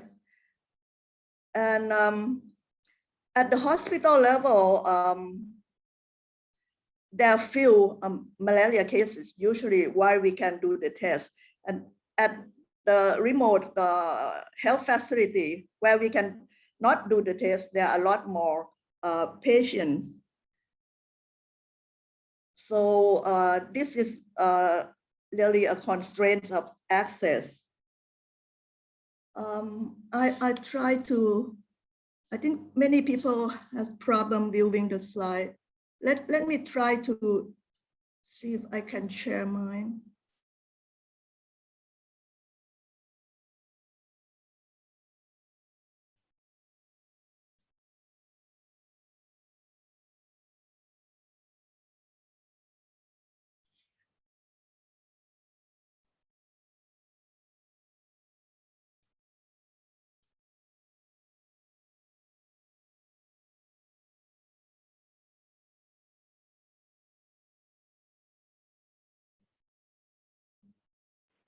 Dr. Chansuda, I think the slide has moved on now. I think it's just taking some time for them to change. Oh, okay.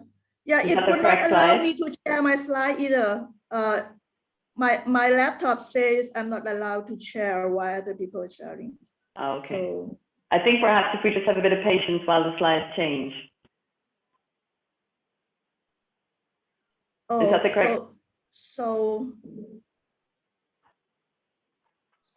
could we go back to this one?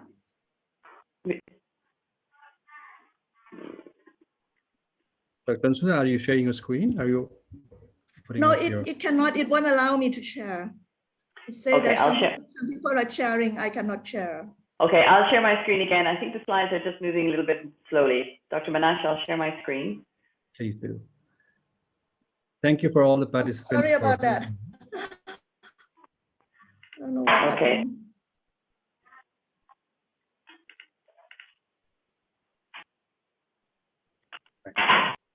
Okay, is that the correct slide, Dr. Chansuda? What is the one before this? I want to make sure. It's okay. Yeah, then I go ahead with this one. Yeah. Okay, sorry. Yeah. Yeah. Yeah. So I would like to focus on training, which is the most important part to make sure that the GCPD test, the quantitative test in particular, can be used effectively, and that it can serve to guide a safe radical cure of Vivax malaria as much as we want. So the points to consider are who are the target trainees, who are we going to train, how do we organize the training groups, so many questions related to this. And the next one is we require at least a part on theoretical training. We need the participants to understand the step-by-step procedure of performing the test. This is very important. And then there must be practical training session with the hand-on experience. And this is sometimes a challenge if the trainees' background and experience are not appropriate for this kind of equipment. Is a little bit complicated. At hospital levels, as I said, there should not be any problem. Trainees should be trained to interpret the results, to be able to understand the use of the result, to guide safe radical cure. There should be an assessment post-test compared to pre-test, and if possible, there should also be a technical competency testing. Not every program can do this, but I would encourage that you try to do so or seek external help to do this. After the training, there should also be continued monitoring through supervisory visit, and this should be arranged by the national program to maintain the capability in the field of the healthcare worker in doing the assays of G6PD enzyme, to be able to do the test reliably and with valid results. Next slide, please. Okay, it's just taking a bit of time.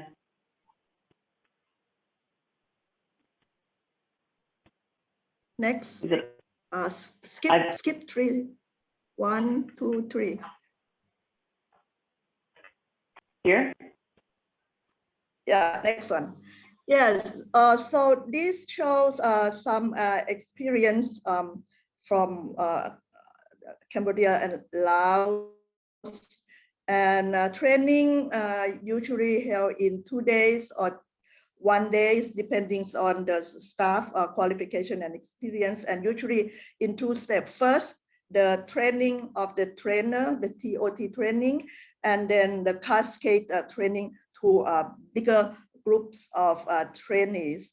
And the ratio of trainer to trainees is quite important.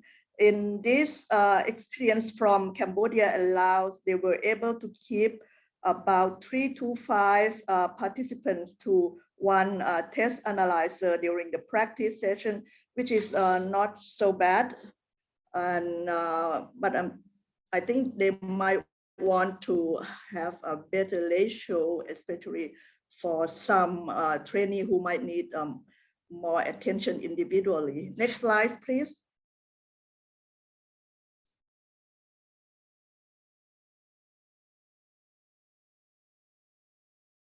Yes, so from Cambodia, when they analyzed the post-test, they found that the participants had a good understanding of the theory related to Vivax radical cure, about the treatment guideline and the PQ side effect. With the participants were able to answer over 80% correct. But when it comes to the G6PD testing procedure and interpretation of results, they got only about 70% answers correct. And this is of concern because this is a well-monitored pilot study.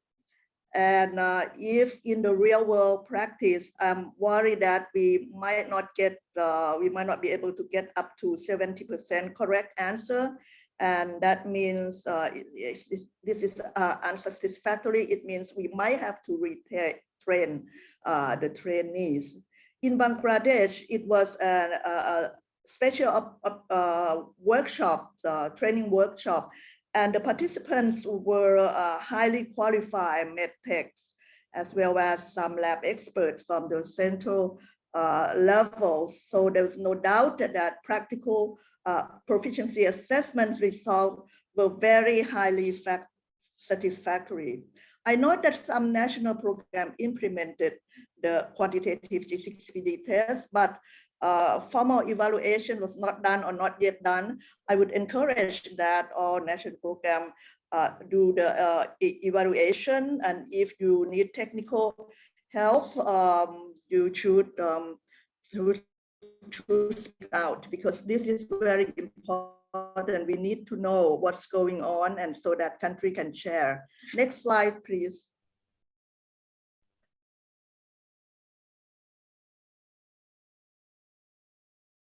Yes, here are the some lessons learned and challenges from Cambodia and Thailand. In Cambodia, which was supported by CHI and the National Control Program. They thought that they would like to have a better trainer to trainee ratio. Actually, they had 1:5 for the TOT training and 1:8 for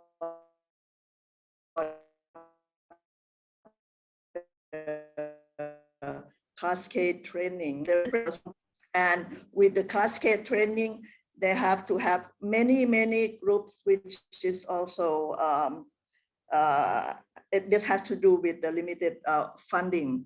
The practice time they found to be too short for some of the practice, despite the fact that they had it for 2 days. And I think this is because the variation in the background and training of the technician, and some might need like a one-on-one interaction in the practical training. In Thailand, two groups share the experience. DVBD is the Division of Vector-Borne Disease, where Dr. Prayut comes from, which is representing the national program at the Ministry of Public Health. They complain about the the other group is the University of California, San Francisco project. Let me call this right. They are doing, this is an ongoing project, reactive focus mass drug administration in 4 provinces along the Thai border. And they found that temperature control, they share the common challenges. Temperature control during transportation, storage, operation needs to be more emphasized. They were concerned that this will not fully follow the guidelines correctly. And the shelf life of the test strips reagent was only 1 year. And by the time this supplies get to the remote health center, shelf life only 9 months or 10 months left, which is really not practical for an elimination setting like Thailand. And so last year, hundreds of G6PD quantitative test strips expire and unused, hundreds of them. What a shame. Good news though, this is true. The company has already been informed and has taken care of at least partly. So new products coming out in 2021 have 18 months, 1.5 year shelf life. So it's much better than 1 year. They also complain about the packaging issue. Right now, there are 25 test strips per box. And as I say, in the elimination setting like Thailand, especially during the low season, one health facility may see only a few Vivax patients per month. And so 25 strips will last very long. And it comes with only one code chip. The code chip cannot be shared. They also would like to have some extra specimen collection tubes, some extra buffer, and all of these have been notified to the manufacturer, and these problems are being resolved by the manufacturer. They're working together with PATH. So in the future, we might be a box with say 5 strips also, hopefully. Next slide, please.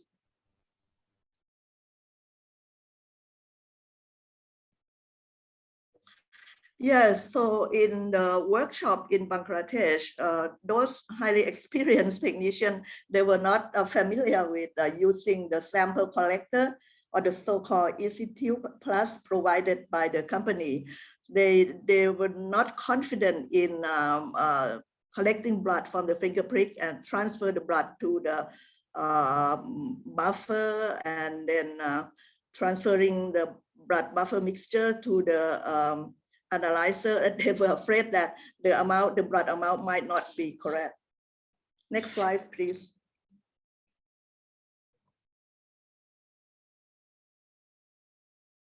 So in summary, the point of care quantitative G6PD tests are being increasingly used in the Mekong sub-region.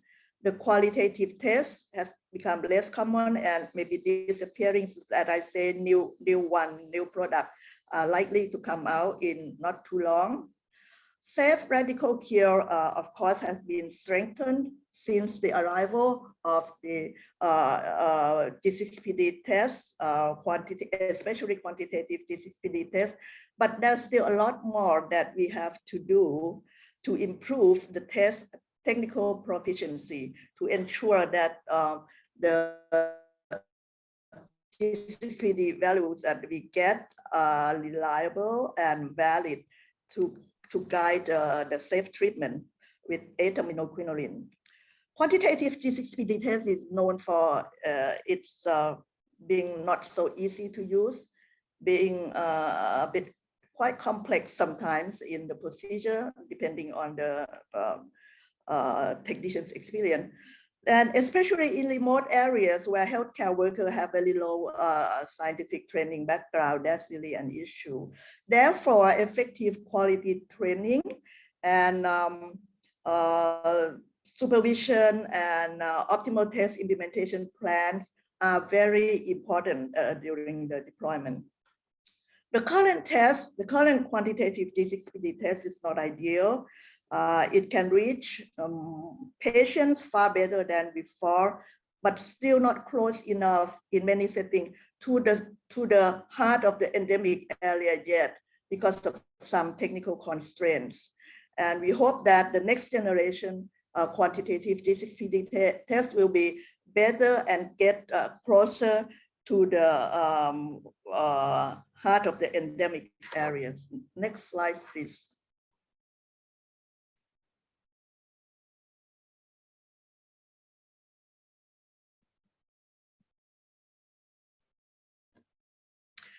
So I would encourage regional collaboration among the national program. We should share our experience, work together to resolve those problems. So this is the way that we can accelerate expansion of the use of quantitative G6PD tests. You should take advantage of the current partnerships that's available online. The G6PD Operational Research Community of Practice hosted by PATH has been there for a while, and this is a good resource for up-to-date knowledge. The recently launched PAVE, Partnership for Vivax Elimination, is a useful source for training material. PAVE has developed early versions of generic training and standardized modular training material that can be adapted to country context. Yeah, I think that's all about it. Next slide. If I can thank to some people that contribute to this presentation. Yes, many colleagues and groups have contributed to the information I have gathered for this information. I thank especially Chai team in Cambodia and Laos for their reports on the experience in those two countries, which also appear in the recent APMEN newsletter. Thank you. I'm sorry for the slide problem. Yes, thank you, Dr. Chansuda, for present the experience of both qualitative and quantitative tests. So I also have problem also to hearing you. Sometimes I hear, sometimes I did not hear. So. But anyway, thank you. I'm so sorry. So I think that the slide should be made available, and anybody would like to have questions, they can email me. Yeah. So anyway, thank you very much for your presentation. So we have maybe one or two questions. So as you indicate, it is important to follow every step in the quantitative G6PD test procedure correctly. So do you know of any modify in the procedure that have been made in the field and how it might affect the test result? Yes, In fact, I would like to address that issue as well, but because of the time limit, is it still possible to go back to slide, I think number 9? I try to explain. Are you No. are you Yeah. changing the slide yourself? Or? Number 9. Just coming, I think.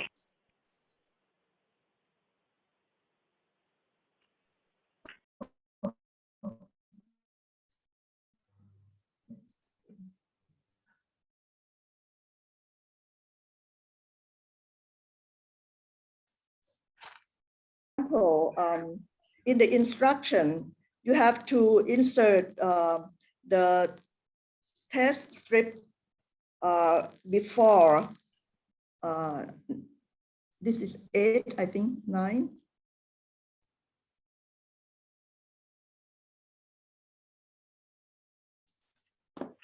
Okay, just moved, should be coming.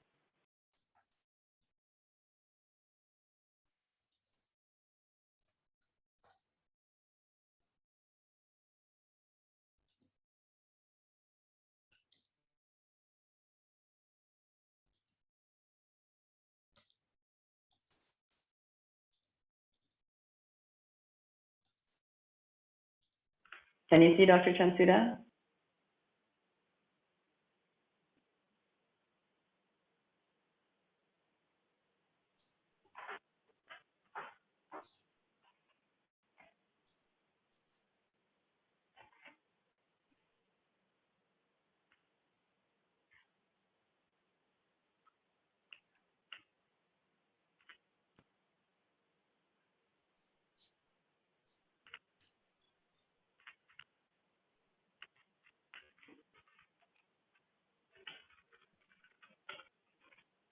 I think we've lost Dr. Chansuda, I guess, yes. So maybe we could just Okay. get her back somewhere. Let's just give her a second. I'll just message her to say lost her. Yeah, she's left the building. I think she's wait there a second.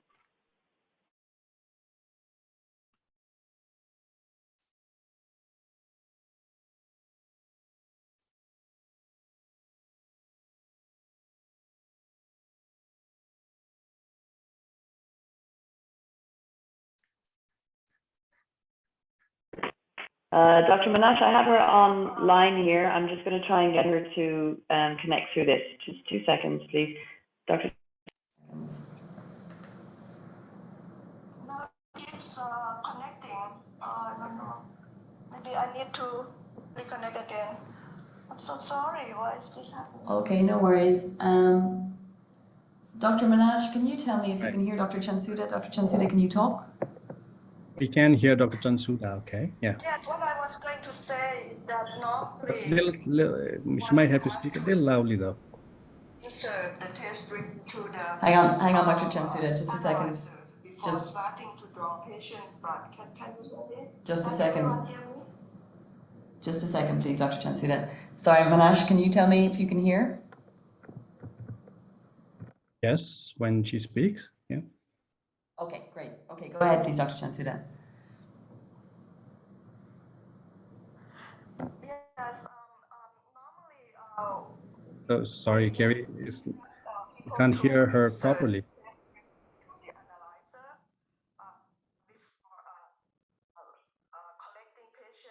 Kerry is not working, okay? Yeah. Analyzer ready and then collecting the patient's blood, and mix the blood with the buffer, and then transfer immediately to the analyzer. Some people try to switch. Okay, Dr. Chansuda, sorry, Dr. Chansuda, I'll just cut you off because I think it's not working. Manash, did I hear you say it's not working? It's working at the end, okay? I will have to reply by email, so sorry. Okay, no problem, Dr. Chansuda. So Dr. Chansuda is going to try and respond by email to the question. So if there's, unfortunately, she's having connection issues. So if there's any other questions in the chat box, I think we can put those to Dr. Chansuda by email and respond back to participants directly, and perhaps also put the responses up on either the APMEN or the vivaxmalaria.org website, if that's okay.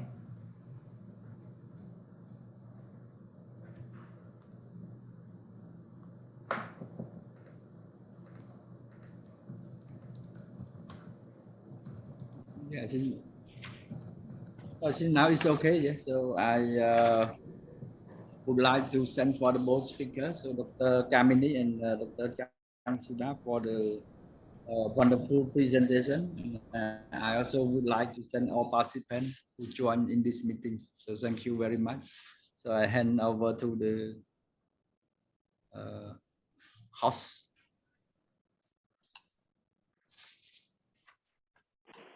Thank you, Dr. Desolé, and also to Dr. Kamini and Dr. Chansuda for their presentations.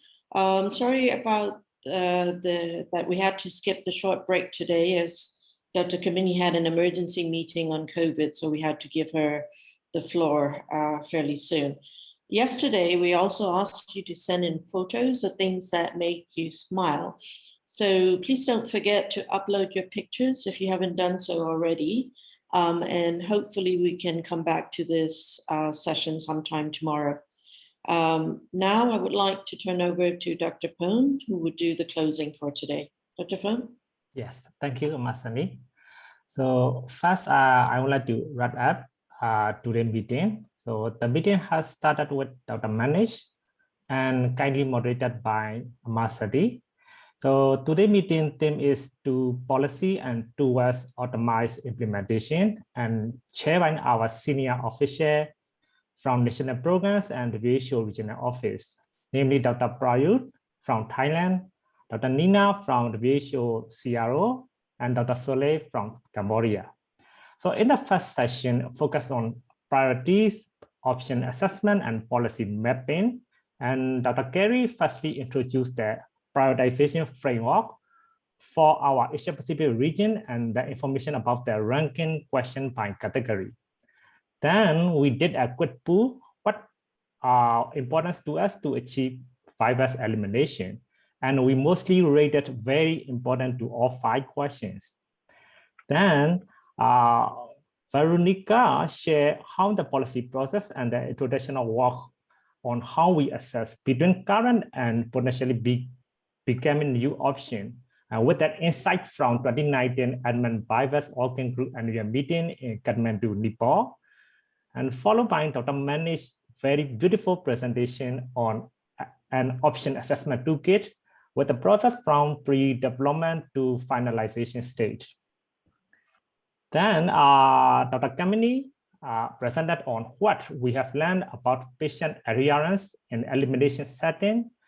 And she also presented and shared strategy and intervention associated with adherence. She highlighted the result of 2019 APMEN Vivax Working Group meeting and GMS experience. I noticed that she concluded that adherence to primaquine has not been a bar to malaria elimination. And Dr. Chansuda shared experience with implementing point-of-care GCPD tests in Cambodia, Thailand, Bangladesh, and Laos. So she compared some pros and cons between point-of-care quality and quantitative testing, and she highlighted the importance of training by ensuring the result of the training assessment. So I would like to express acknowledgement to our chairs, moderator, presenters, Vivax Working Group, and note-taking teams. Last but not the least, I will say thank you very much to our attendees, especially from National Malaria Program, for not only participating in this meeting, but also the collaboration with APMEN to reach our regional malaria elimination goal. So tomorrow will be the last day of the meeting, and then there will be many presentations and group work with the themes on toward optimized implementation. Thank you very much, and then looking forward to welcoming you tomorrow meeting as well. Thank you.